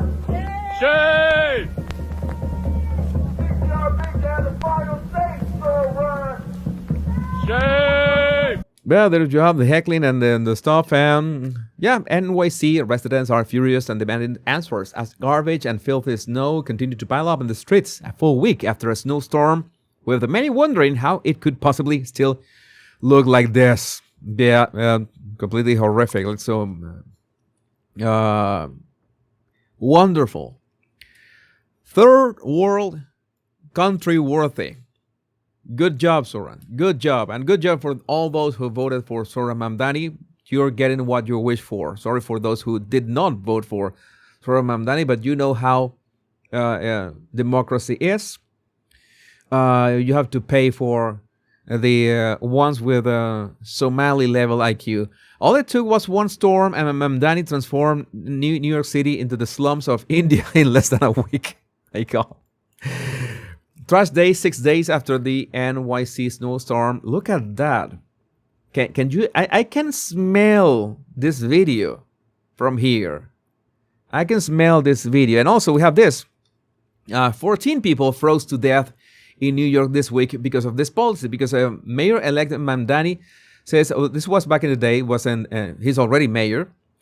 He's banning the clearing of homeless camps in Manhattan. If you don't clear the homeless camps, people are going to live literally on the street.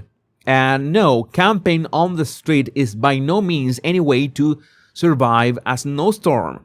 So if you think that you're being, I don't know, inclusive or something, or humanitarian for letting people live on the street, you're literally killing them. We're talking about irony in this show a lot, right? There's a lot of irony in this show, but again, I would like to know what you think about this in the comments. Yeah, it's the kind of stuff that you try to make sense of it, but you can't make sense of it, especially if you're talking about socialists, because they are only going to apply the socialism to you and not to any other. And we're going to change. We're going to change to another topic here. In which, in fact, this is going to be kind of Epstein adjacent. How do you pronounce that? Let's see, adjacent. Adjacent. Adjacent. Oh, the D is silent. Adjacent. Adjacent. English makes no sense. English makes no sense, but I'm going to say that on my newly acquired word of the day, adjacent. Oh my God, English. Who invented this language? Adjacent. All right, let's do it. Epstein adjacent topic. So we have this Epstein adjacent topic, but it has everything to do with the royals and ex-royals as well, because Sarah Ferguson's creepy 11-word Princess Eugenie comment to Jeffrey Epstein is making the rounds. And I thought that the man that we used to know as Prince Andrew, and now it's just Andrew, used to be a creep. But Sarah Ferguson seems that she was worried about, she didn't want to be in second place, so she is fighting hard for that. In March 2010, I guess that this was months after Epstein was released from his prison cell in Florida, Epstein emailed Ferguson to ask about a trip to New York, simply saying, "And why?" Ferguson gave an odd 11-word response saying, "Not sure yet, just waiting for Eugenie to come back from a shagging weekend." All right, that sounds appropriate for maybe for Austin Powers. But if you're not Austin Powers, and if you're having I don't know a conversation, maybe they were really good friends, Sarah and Jeffrey. That's what I'm getting from here. This is believed to be a reference to Eugenie celebrating her 20th birthday with her now husband Jack Brooksbank. It is in bad taste, especially if you're talking to a guy, you're emailing a guy who was just released from prison, 2010, remember, he had been just released from prison for soliciting and procuring underage prostitution. Nice. This followed an email in 2009 where Ferguson thanked the late convicted pedophile for his friendship. She said, "In just a week after your launch, it seems the energy has lifted. I have never been more touched by a friend's kindness than your compliment to me in front of my girls. Okay, so she brought her girls to Epstein right after he was released from jail. How nice. Thank you, Jeffrey, for being the brother I have always wished for. What the F? What the avocado toast F? Megan's Mike shared this from Basil the Great. Absolutely horrific. Jeffrey Epstein and Peter Mandelson discussing Prince Andrew's daughter, Beatrice, in 2009. This, well, you make it this what you will. To Peter Mandelson from Jeffrey Epstein, does that make it incest? How exciting. Remember, I'm already her Lord President. I'm telling you, that's why when a victim, that we need to respect the victims and we need to get to what happened to these victims and bring justice to the people who what did all these unthinkable things to them. They say, there are no names. There are names. There are names. There's nothing concrete about something illegal, but there are a lot of gross stuff in here. And maybe these people are not going to be prosecuted, but at the very least, they're going to see their careers destroyed. And I'm going to talk about this guy as well in a second. Lord Mandelson, who deserves his own topic. He deserves to be talked about him on his own. But we need to finish the Sarah topic. Sarah Ferguson told Epstein, just marry me. Just marry me 6 months after PDF File was released from jail and offered him VIP tours of Buckingham Palace new email show. Again, Sarah was competing with Andrew of who was the grossest. And again, not exactly illegal, but these people need to be exposed for what they are. This and every single one. And maybe this is the point that people are missing. Maybe they are not going to be prosecuted because they so many of them didn't do anything expressly illegal. Even if we saw those emails about two people talking about Andrew, that we need to know what happened with that. Maybe there's an investigation ongoing. We don't know. But even if there was nothing illegal, it's a good thing that these people are going to be exposed and they're going to lose whatever they call jobs or livelihood or whatever. So Sarah Ferguson told convicted sex offender Jeffrey Epstein to just marry me 6 months after he was released from prison, according to newly released emails. Oh, the message sent in January 2010 was included in millions of documents relating to the disgrace financer made public by the U.S. Department of Justice on Friday. Blah, blah, blah. You are a legend. I really don't have the words to describe my love, gratitude for your generosity and kindness. I am at your service. Just marry me. All right. This is, I don't know what's worse about Sarah Ferguson. If this or the toe licking pictures. No, this is, I think the toe licking pictures are worse. I think those pictures are worse. Not that we didn't already know this, but Andrew and Fergie are effing revolting. I feel so bad for Princess Beatrice and Princess Eugenie. Not to mention this. Andrew sent photos featuring daughters to PDF File Epstein. Innocent princesses are dragged into disgraced parents' scandal in latest file dump. Oh, nobody deserves this. Nobody deserves this. And there's this picture. People have tagged me on this picture. And the Epstein Files, Lord Mandelson, the UK's former ambassador to the US, standing in his underwear talking to a young woman who is wearing a white bathrobe. Lord Mandelson said that the peer had no recollection of the photograph being taken and had no idea where it was. All right, so... And people are asking the question. Guess what question are people asking? You know what is the question that people are asking. You know what is the question, and I'm not going to say the question, and what I'm going to say is that I have no way of answering that question, even if I took a look at the picture in question. I said, I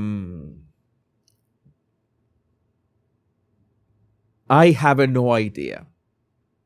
And I'm not going to put myself in any sort of trouble whatsoever by saying anything about this familiar looking figure here. But I am absolutely not saying anything else about this. I am make of that what you will. There are versions of this picture without the redaction. And it's absolutely not the person that you're suggesting in the live chat. And again, that is my question as well. Where did the people get that unredacted picture? Or was it AI generated picture or something like that? That is the problem. We might never know. And the idea of the redaction is that we don't know who this person is. One thing I'm going to address is that from what the volume of the hairstyle that I'm seeing here, it was my impression that even if the body language could, be mistaken for the person that, you're thinking, the volume of the hair is a lot more volume. This woman has a lot more hair. Let's say she has literally a lot more hair. So that's the only thing that I'm going to address from this. But this said Lord Mendelsohn, who I did not know he existed or who he was, he has resigned. This is what we're looking for. Maybe they're not going to be prosecuted. Maybe they didn't do anything strictly illegal. Maybe this guy went for some, grown-up company. Maybe that is not strictly illegal if it was consensual. But maybe it was Ross. It was not the right thing to do, and he's facing consequences in some way. And we will have to deal with it. Lord Peter Mandelson is a British Labour politician, former MP, EU Trade Commissioner, and peer in the House of Lords. According to recent reports from BBC and others, he resigns his Labour Party membership today, citing links to Jeffrey Epstein revealed in newly released US documents to avoid embarrassing the party. So there you have it. There's we're seeing actual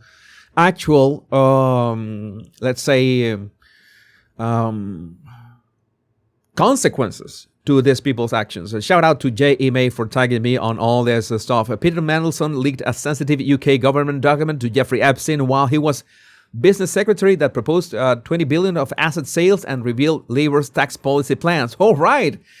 That sounds kind of insider trading. Maybe he can be prosecuted because of that. Remember Al Capone, he was gotten for taxes. And Roger Sage, shout out to Roger Sage, who always has this amazing takes. My account got locked and they took a post down because the squatties reported me asking if the person was Rachel. I'm appealing. Yeah, that is a question that everybody is asking. So I guess we need more proof do not say anything, not jump into conclusions. But I would love to know what do you think about this in the comments. My name is Jesus Enrique Rosas. I'm the Royal Rogue. Much love and bliss. And just in case you're not aware that I have a channel dedicated to Royals and non-Royals as well, the Royal Rogue. I'm pretty sure that you know the Royal Rogue. I have been. The Royal Rogue started back in 2022 and it's basically it's basically one of my primary channels together with the Body Language Guy. Make sure that you follow me in there. So let's jump right there into the next topic. How's our time? We're almost 2 hours in. I think we need to address this. Let me practice this word again just to remember it. Adjacent. Right? Now I know one more word. Now I know one more word. All right, so we need to talk about Norway. And Norway's crown princess Mette-Marit, I don't know how to pronounce this. I'm sorry, I don't know how to pronounce Mette-Marit. I'm going to say Mette-Marit. Mette-Marit to Epstein. You always make me smile because you tickle my brain. All right. Her name appears several hundred times in the Epstein Files. And this is what I'm telling you. This is the difference. between your name appearing maybe 2 or 3 times. Maybe Jeffrey Epstein reached out to you. Hey, do you want to hang out on one of my meetings with some brilliant people and billionaires and such and such? No, thank you. I'm busy. And after rejecting him 2 or 3 times, well, you're basically not related to him, even if you appear on the Epstein Files and in his emails. But what if you appear several hundreds or maybe even several thousands of times in his communications? It is obvious that, I was hacked. That is not going to work. That is not going to work. I don't think that's going to work for Peter Attia. That's not going to work for Crown Princess Mette-Marit. Jeffrey Epstein is responsible for his actions. I must take responsibility for not checking Epstein's background better. These people don't know how to use Google. You could just Google Jeffrey Epstein. You would have found, maybe not in the first page of results, but definitely in the second page of results, that the guy was a PDF file. And he was convicted in 2008 for that. It was very easy to find out who the guy was and what kind of tickle, not only tickled the brain, but all other tickles as well. With all those massage manuals that he had in his possession. Not checking Epstein's background better and for not understanding quickly enough what kind of person he was. I showed poor judgment and I regret ever having any contact with Epstein. It is simply embarrassing. Crown Princess of Norway Mette-Marit, adding she deeply regrets that. How many times in this show, just in this show, we have heard the words, I deeply regret. I deeply regret. I deeply regret. They had to wait until the massive file dump to deeply regret what happened. Crown Princess of Norway is mentioned over 1,000 times in the files. I was about to read in the flies, but yeah, this includes flies because there's a lot of rotten stuff in here. Nina, what we are reading about these 2 royal princesses is unbelievable. Especially Mette-Marit, the fact she has the nerve to try and excuse herself. He was convicted as a PDF file and human trafficker in 2008 for the first time, and she met him all through the 2010s. And not only that, but she introduced her children to him. This is beyond disgusting, and tried to say she didn't know what he was. Yeah, that's their defense all the time. Conrad makes a good summary of what is happening in Norway, or the Norwegian royal family to be exact. I don't want to, let's say, mix up Norwegian people who are awesome and amazing, and I love Norwegian people. I'm speaking about like Trump right now. I love Norwegian people. I love them, literally. And but I have quite an audience in Norway, by the way. So you might be watching this section of my show right now. Princess married to an African American shaman. I never made a video about this. You remember this? I think I made one video. I don't remember. I have made so many videos on my Body Language Guy channel. Maybe I did. I don't remember. I think I mentioned this at some point. Crown Prince married to a waitress who has a criminal rapist son with a cocaine dealer. Okay. Same hoe cheated with Jeffrey Epstein himself. Just a sick joke. And okay, we have freezing Paris, good for adultery. Candice, better wife material. But then again, all right. So details, and yeah, I should make a video about this piece of work as well. But there's a lot of I could have a serious documentary, a full documentary about the Norwegian royal family. The Norwegian crown princess says she Googled Epstein. At the time, Epstein was described in Norwegian media as a, quote, convicted PDF billionaire. Agree didn't look too good. The contact continues for over 3 years. Let's see. Ha ha ha, God, you work fast. I love it. But then again, I'm not overly focused on details. You know, the details that the guy was a human trafficker. I'm more the emotional picture kind of gal. Try read with your gut, not your intellect. Might get better. Google you after last email. Agree didn't look too good. Smiling emoji. What the? These people are insane. These people are insane. Thanks for the video. Such a beautiful woman. One could only hope to become like that at all age. See you later. Oh my God. Google you after last email. Agree didn't look too good.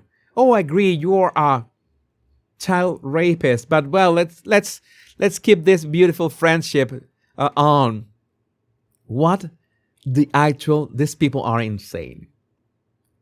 These people are insane. This is crazy. The book Crown Princess Mette Marit of Norway, recommended to Jeffrey Epstein, is a book that explores an elite-run island built around sexual power and excess. Mette Marit of Norway recommended to Jeffrey Epstein a book that explores an elite-run island built around sexual power and excess. What are the odds? What are the odds of this? In October 2011, they discussed Michelle Houellebecq's book, The Possibility of an Island. I now see what and why you like these books, Epstein writes to the future crown princess. Oh my God. Oh my God. It's like what's this guy is it's like Norm. It's like that meme. We're gonna look for that meme from Norm Macdonald.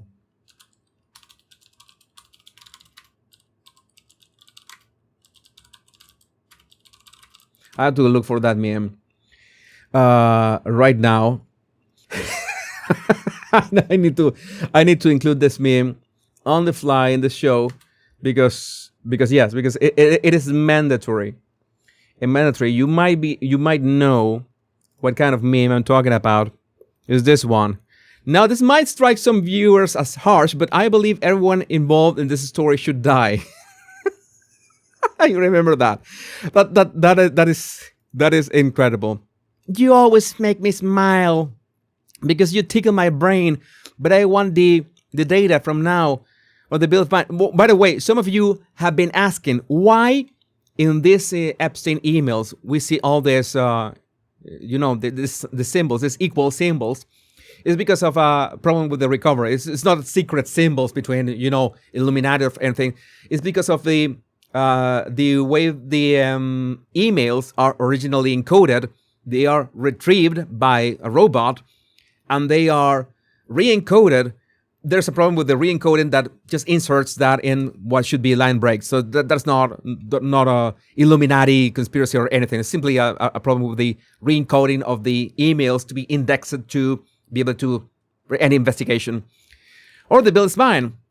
It is the cocktail of all the unnaturals that have a profound effect on the early stage of development in humans.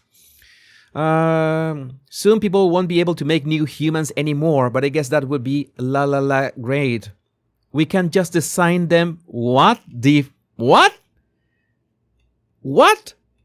We can just design them in a lab. How come did I miss this? What's it? What? Oh my God. Oh my God.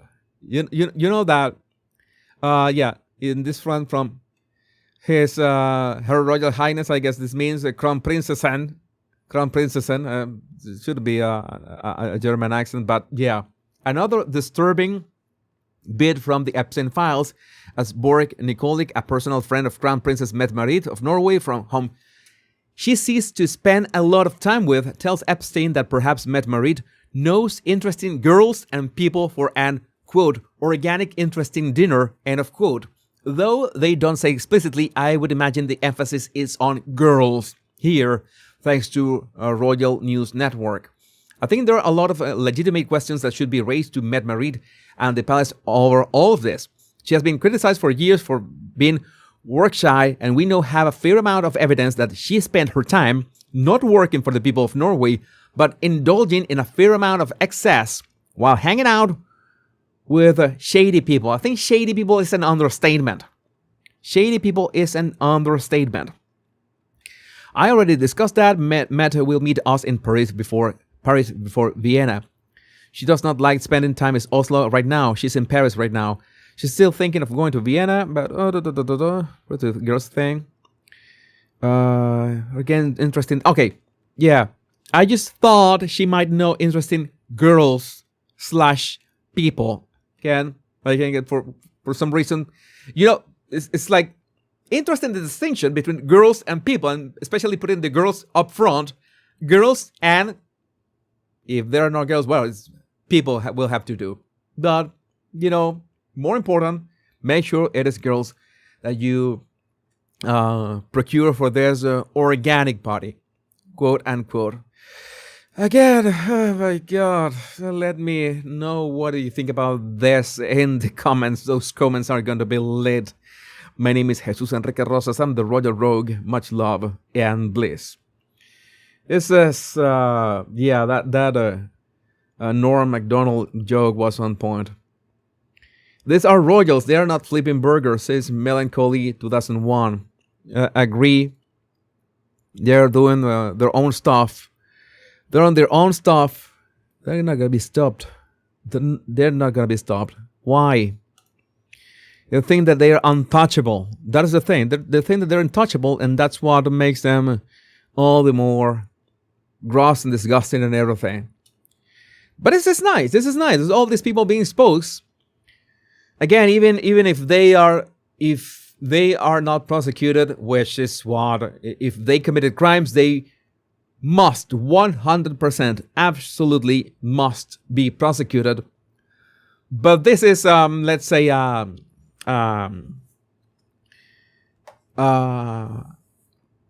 second good option.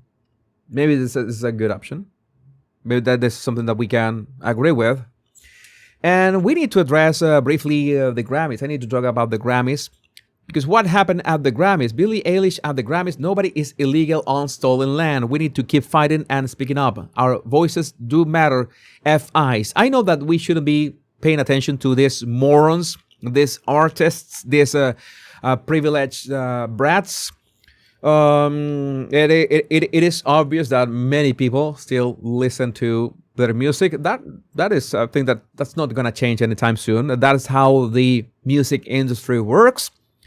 And they're still going to push these narratives, even these narratives make no sense. Although, to be fair, the sentence, nobody is illegal on stolen land, even if the sentence doesn't make sense, and I fundamentally disagree with the premise, which the premise is flawed, the musicality of that, it is just perfection. This is just perfection from a propaganda perspective.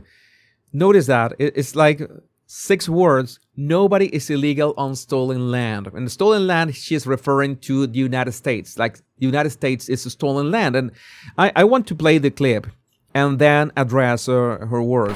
No one. Sorry. No one is illegal on stolen land. We applaud.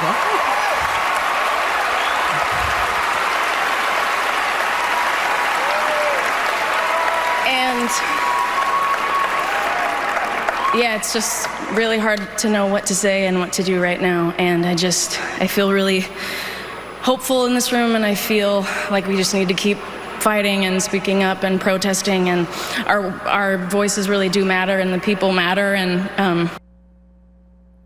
I say sorry. Okay, nice. I have to again, full disclosure, I have to give it let's say listen again to Billie's rendition of her 007 song. She has a 007 song. I remember I liked it. I think I listened to it a couple times. So there's that. But again, she's saying that no one is illegal in stolen land, contrasts with what she said in here in Ireland. It's really cool to come somewhere and everyone looks exactly like you. What? Did she really say that? Well, as you guys know, I'm Irish, so it's cool to be here. Obviously, I am not from here, but it's really cool to come somewhere and like everybody looks exactly like you. Oh, so she really said that. It's really cool to be somewhere where everybody looks exactly like you. Again, this is being blatantly hypocritical. But I want to address the sentence itself. Nobody is illegal on stolen land.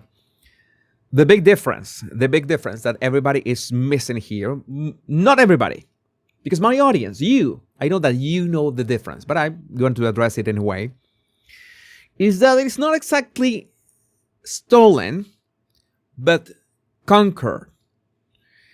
As in every other land, in every other country, in the history of humanity, this has been no difference. United States is no different from any other land that has been conquered, because at the same time, it's not like the natives were, all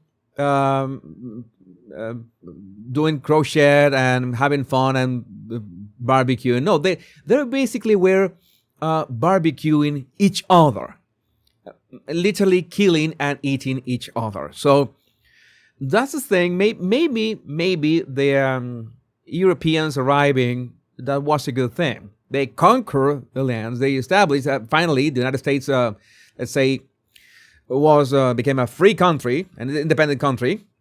It was great. It became the greatest country in the world. But that is the difference. And every single land has been conquered land. And what people don't understand, people tend to forget, and we need to remind them, is what we call civilization, what we call society, what surrounds us, has to be, let's say, maintained. Has this, we take it for granted. I would say, even I take it for granted most of the time. But we have to realize that there are two things that if it wasn't for that dynamic relationship, we would be dead. Number one would be nature and the elements. If you're out in nature, everything out there, from the tiniest creature to the largest creature, all of them are out to kill you. Every single one of them, except pandas, right? But pandas are precisely in danger because of that. But it's like there was this woman who was stupid enough to get near a snow leopard to take a selfie. It didn't end well, and she's gonna have scars on her face. But she survived. She survived an encounter with a snow leopard, which is great in itself. It was stupid to do that. But again, nature is going to kill you. And the second thing that's going to kill you is other humans. That's going to happen all the time. And unless you have a society with some rules established and, a system to uphold the law and the rules, you will get other humans to kill you. And you don't want other humans to kill you. You don't want nature. You don't want a snow leopard, let's say, at your doorstep. Or want a Brodian with a machete or something worse, wanting to stab you as soon as you step out of your door. You don't want that. That's what conquering and having actual laws works for. And how comical is this? Because it is comical that the people fleeing the countries that we could call shitholes, third world. I don't care if you're offended, because I come from a country in which I have to say that the rule is not being high trust society. It is not a high trust society. Venezuela was never a high trust society. That is a complete lie. Okay, that we could say Marco Rubio. Thanks. I tip my hat to Marco Rubio, saying that Venezuela was never a third world country. I beg to differ, because a country is made by its people. And if you don't have a high trust society, you undoubtedly have a third world country, by definition. So many people who flee these countries are basically there's low trust society ambassadors. And that is why we were talking about this Mexicans or Hispanics, Latinos, I don't know if they're Mexican, that they shot Alex Petty dead. How so many Border Patrol officers, how many ICE officers are Hispanics? Because they know the kind of bad actors. It's not the same bad actors from, I don't know, Finland, or bad actors from maybe Ireland. You know what kind of Irish I'm talking about, not the Irish that the Irish government wants to think, that makes us to think that they're Irish, but the true Irish. And another thing is Latino bad actors. We Hispanics, we Latinos, whatever you call us, we know what we are dealing with. And these people, Border Patrol, ICE, so many of them, Hispanics, Latinos, they know why those Latinos and Hispanics have to be kept at bay. Watch Sicario. That is enlightening. That movie is not only amazing. I should give Sicario a watch. I religiously watch Sicario like 2 times a year. That should be a thing. And it's like, it is the same with like this Grammys. It's like Harry season of all. Trump and ICE got called out at the Grammys by Bad Bunny, Billie Eilish, Olivia Dean, Justin and Hailey Bieber, Shabuzi, Trevor Noah, and more. A bad night for Trump and MAGA. No, but it's not a bad night because it means that Trump and MAGA live rent-free in all these people's heads. And it's like they have just a chip to enter in that, because none of them will mention what is happening in Iran, for example. I don't know, maybe somebody did. I was not aware if anyone at the Grammys mentioned Iran. But yeah, this is, as Roman Helmet Guy says, nobody is illegal on stolen land is so great. It simultaneously rejects every American's right to live here and affirms everyone else's. If I was writing an anti-American villain, I couldn't think of a better line. Yeah, it was a very good line. It was a very good line, but misleading, of course, propaganda, and has to be called for out. But again, who takes artists seriously? Just pop up your CD or your record, your vinyl, your whatever you listen music with. Listen to your music. Don't pay attention to the rest. It's like with movies. There are great actors out there. There are great movies out there. If they insist on going political and doing stupid things, okay, so be it. But it is undeniable that some of those people have made great movies, great shows, great music sometimes. So I think we can, as I had a rant at the beginning of this live stream, we can separate both. That will be important. But let me know, what do you think about this in the comments. My name is Jesus Enrique Rosas. I'm the Scene Surgeon. Much love and bliss. And what is the Scene Surgeon? The Scene Surgeon is yet another channel I have on YouTube, in which I talk about show business, talk about movies, talk about music as well. And the Grammys should be in there. The Grammys should be in, go in there. Let me see how is our timing. We have time for one more topic. Another topic that's going to go on the Scene Surgeon, by the way. And it's this controversy.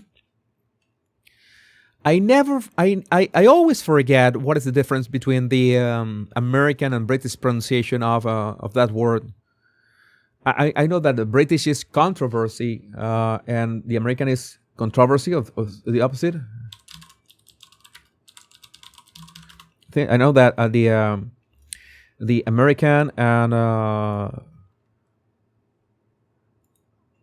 okay, the British one is controversy. I remember that I have heard the critical drinker say controversy, and the Americans as well, they say controversy as well. I don't get it.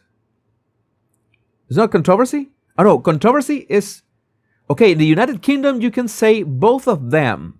Controversy or controversy, whatever you want. How do I check it? How do I know which one? Okay, and according to Google, the British pronunciation is controversy, controversy, controversy, controversy, controversy, and American is controversy. American is controversy. I don't understand. I don't understand. Controversy. Which one is the correct one? English makes no sense, man. And I don't know. I thought I had nailed this. According to Cambridge Dictionary, it should be controversy. The American one should be controversy. Controversy, the American. According to Cambridge, I always go to Cambridge Dictionary and they say Americans. The second one, the second syllable. Which syllable should I stress? The first one? Or it's the opposite. What happened? Controversy is the second one. Okay. Please, let's try to organize here.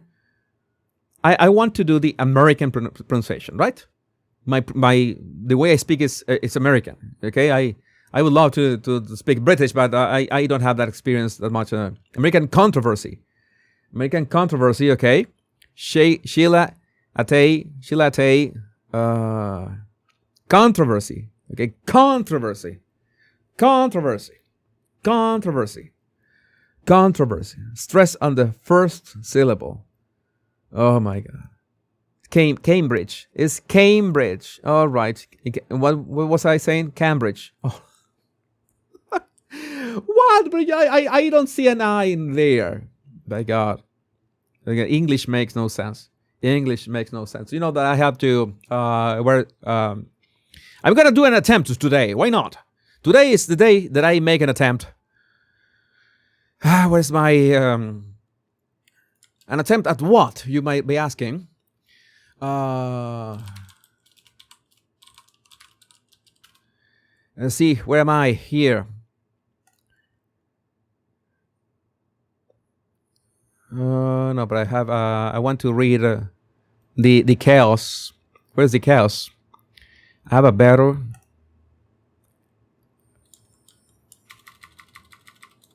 Okay, right here. Let's talk about the chaos.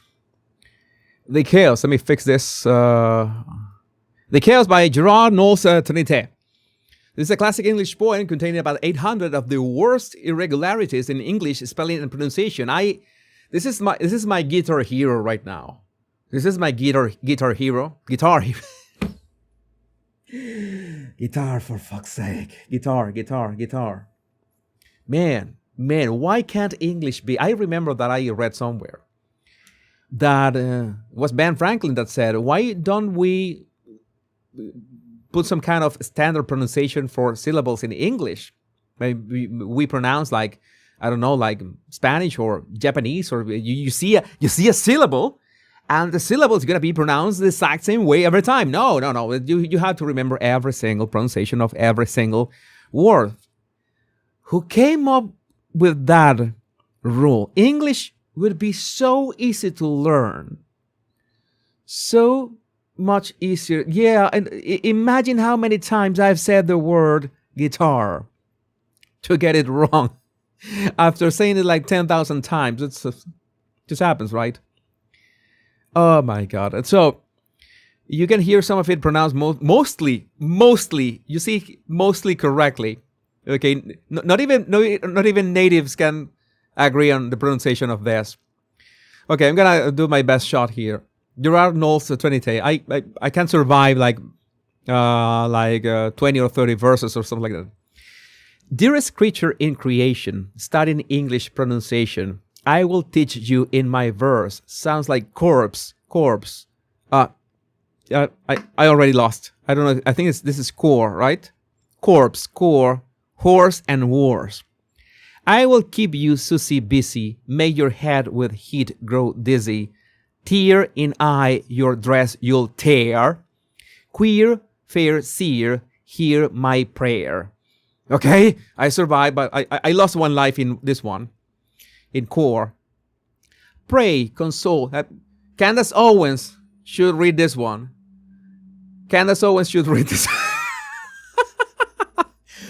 Pray, console your loving. Lost another life in there. There had to be the entire. I have to read all this without losing any life. Perfect, 100%. I can't, because I have to remember all that. How many? 800 irregularities. I will do that someday. Pray, console your loving poet. Make my coat look new, dear Suet. Just compare heart, here, and heard. Dice and diet, lord and ward. Sword and sword. I don't know how to pronounce this. Oh, the difference between these two. Sword and sword. Retain and written. Mind the letter how it's written. Maid has not the sound of bade or bad. No, bad. This is bad, right? Right? Maid has not the sound of bad. Say, said, pay, paid, laid, but plaid. Fucking what the actual... I remember that I was trying to practice this. This is hell. Maid has not the sound of bad. Say, said, pay, paid, laid, but plaid. Now I surely would not play you with such words as vague and... I don't know how to pronounce this. But be careful how you speak. Say gosh, bush, steak, streak, break, bleak. Oh, this is a video game. This is like a video game. Now, previous precious... I always forget how to pronounce it. No, folks. I have to look for this. This is embarrassing. I have said that fuchsia.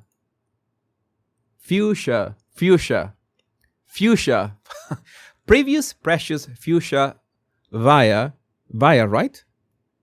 Or via. I don't know. Recipe, pipe, studding sail, choir. Oh, it's via, choir. Woven, oven, how and low. Script, receipt, show, poem, toe. Say, expecting fraud and trickery. Daughter, laughter, and terpsichore. And I have been I'm warm up for 2 hours. Say, expecting fraud and trickery. Daughter, laughter, and terpsichore. Branch, ranch, missless. How do you pronounce missless? Measles. Branch, ranch, measles, topsails, ales, missiles, simils. I have to study this again. I had memorized up to, I don't know how many verses. Holy signal signing, same examining but mining, scholar, vicar, and cigar, solar, Mecca, war, and far. That war was almost British. From desire, desirable, admirable, from admire, lumber, plumber, beer, but briar, I guess. I don't know. Topsham. No, that. You died.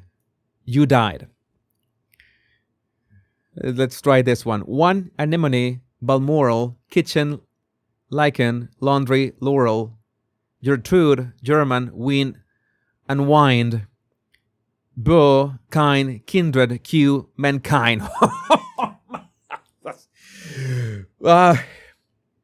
This is English. Yeah, this is English. That was it's very clever. It's very clever. It is musical. As musicality, European. You like you're going full Schadenfreude with me. You like to watch human suffering.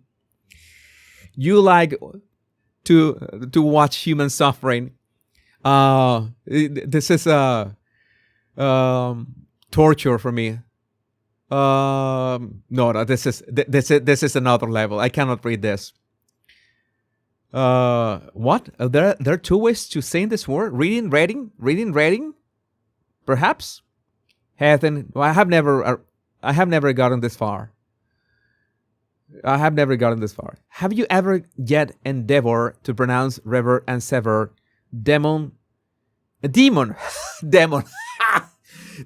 lemon, goal, foul, soul, Peter, patrol, and patrol. Oh my God, no, it's like, yeah, Eminem would love this. Yeah, I think it's easier to practice a rap god than this one. Oh my God. Jesus is spitting rap. I should practice this. Maybe practice one. How do you say that?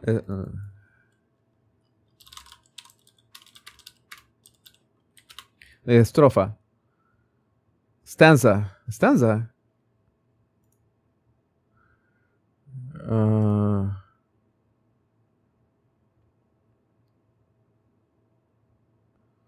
Stanza or a strophe. I don't know. The group of 4 verses. How do you call that?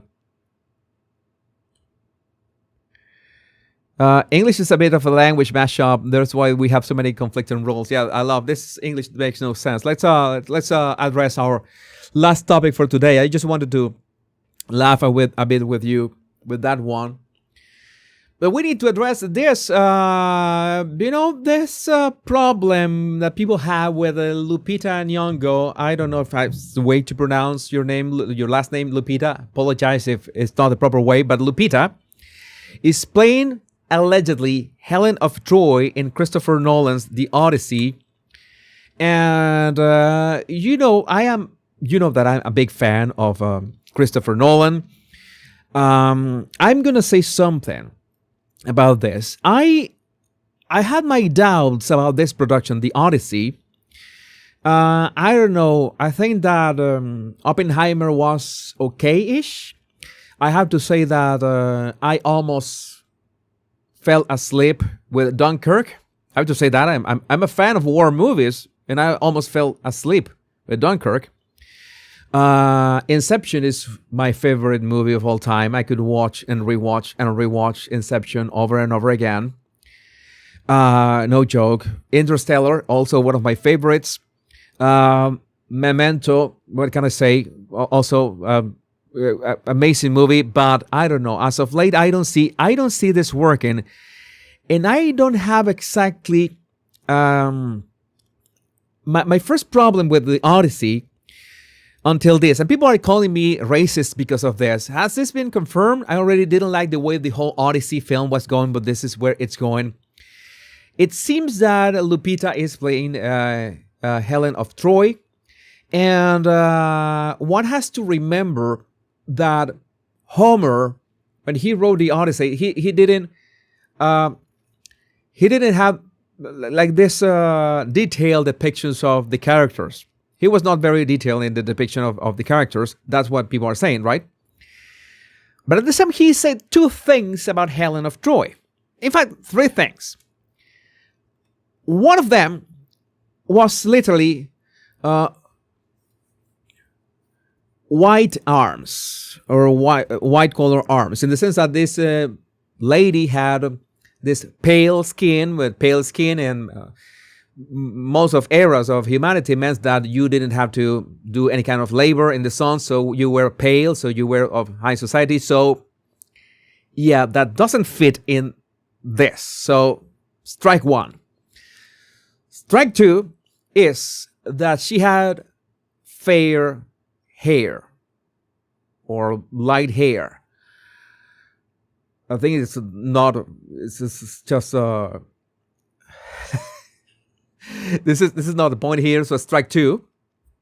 And the third one, which is open to discussion, is that she had the beauty that set 1,000 ships, to war.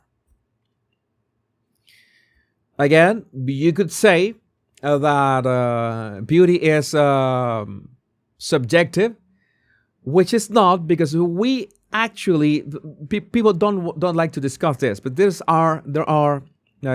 Beauty is something that is objective. I mean, you can have your preferences, but beauty can be measured mathematically. That's something that we can actually do. This is not the point of this video, by the way, and that would require, I think, an entire study of that. That is a nice philosophical question. But the thing is that Lupita doesn't fit in with her presence what we could envision from a Greek woman with white arms and fair hair. So that is the problem here. That's what we're talking about.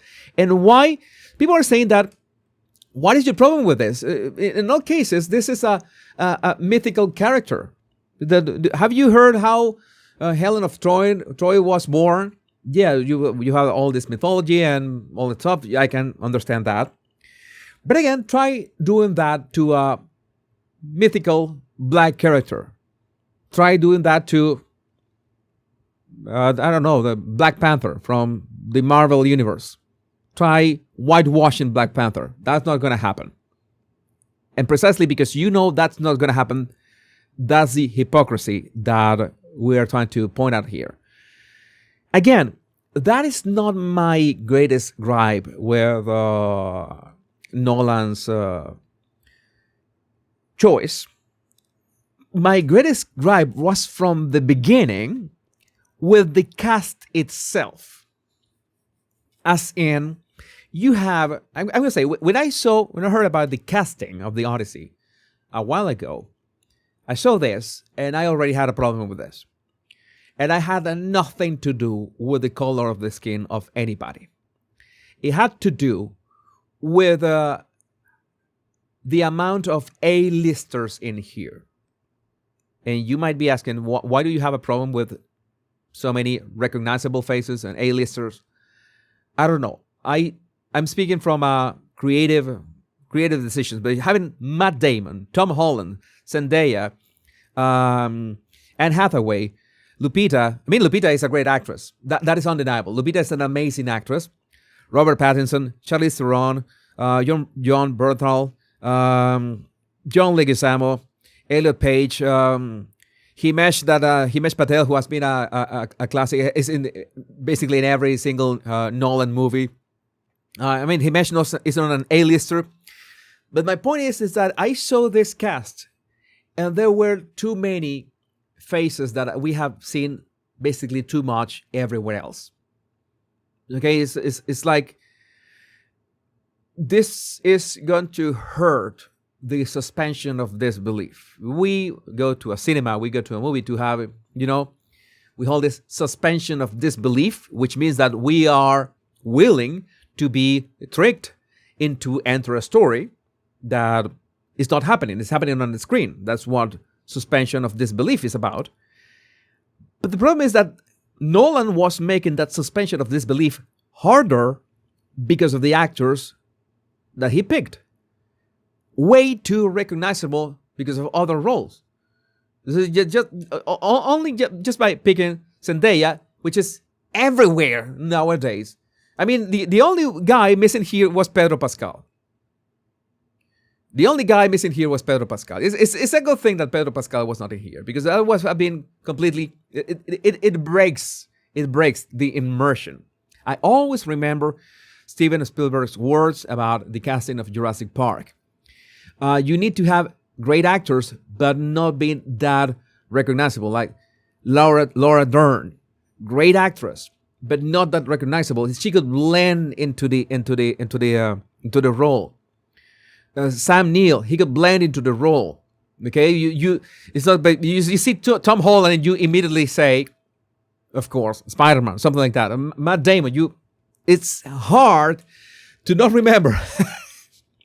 By the way, it's like the old. I'm gonna joke about how many billions of dollars has the United States spent in trying to get Matt Damon back, between The Martian, between Interstellar, by the way, and between Saving Private Ryan. Have you ever asked that question? We need to ask those questions. That kind of questions. Saving Private Ryan, Interstellar, The Martian.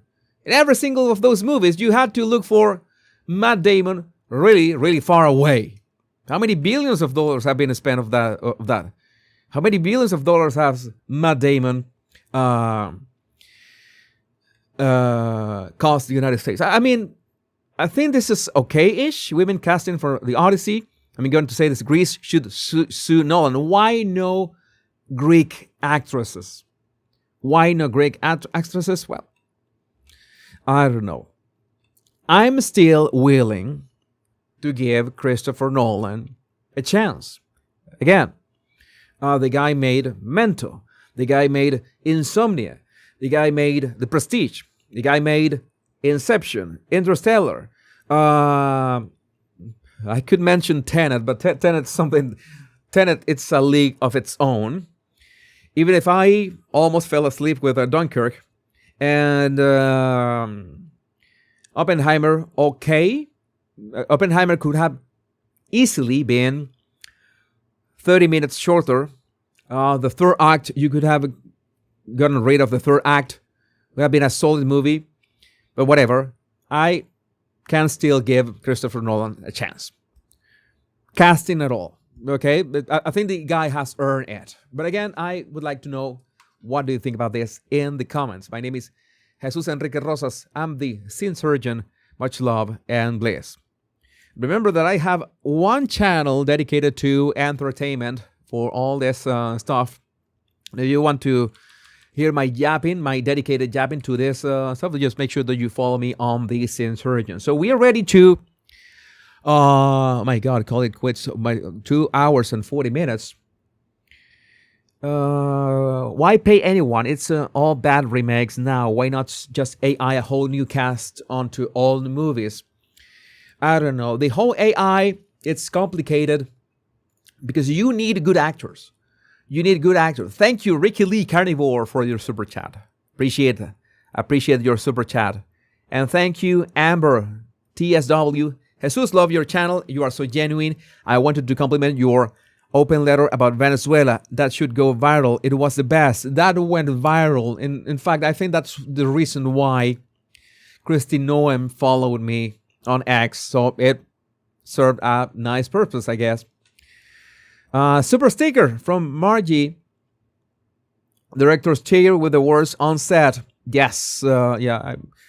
I was thinking. I was telling you the other day that most likely if I enter, if I get into filmmaking, my passion, I mean, directing is, I guess, too complicated.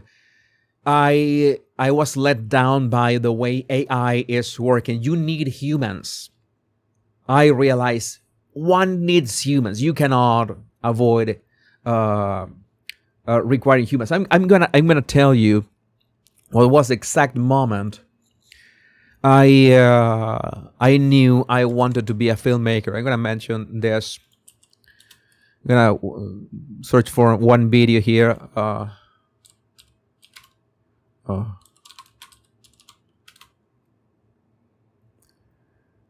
Okay. This is I'm gonna show you. This is a series of short films developed by BMW back in the day. It was like 25 years ago, something like that. They released these short videos. This was directed by John Woo. Okay. Hostage, and was with Clive Owen. Clive? I don't know how to pronounce his name. Is Clive or is Clive or Clive? I don't know. But it was directed by John Woo. I remember that this was so awesome. The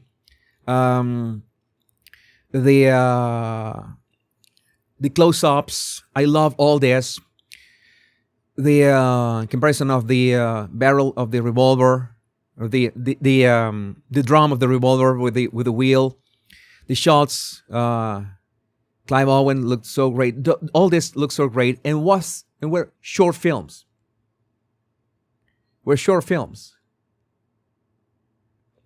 I was watching this. I can do this. I want to do this thing. It was one of them, and where there's a lot of action, the driving. By the phone you can tell.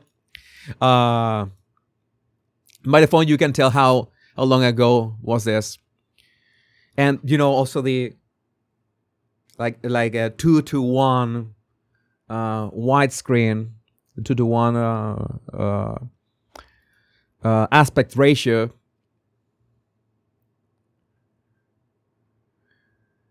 It was so good. I saw this back in the day. I don't know if I can play this. I don't want to spoil this. The Hostage. I recommend that you go watch The Hostage by John Woo. That was the moment I want to be a filmmaker. Clive like ice. All right. Clive. Okay. Clive. I always forget. I sometimes forget.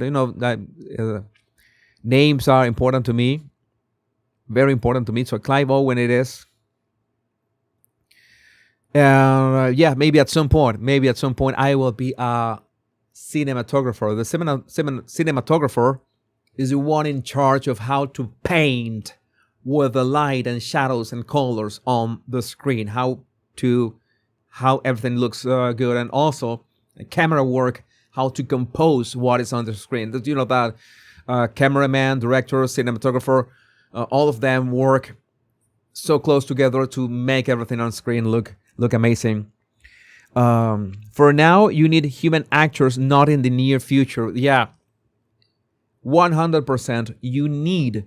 It is required human actors. You cannot skip that. You can have human actors and have AI paint, I don't know, costumes and effects over them, but that would be a solution.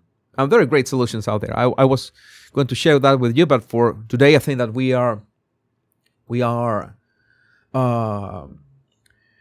done for today. My body language buddies, my name is Jesus Enrique Rosas. I'm the body language guy, and until we meet on another video or another live stream tomorrow on episode 117, remember the most important words: much love and bliss. Every single of these topics go on every single of my channels, so make sure to like and subscribe in every single one of them.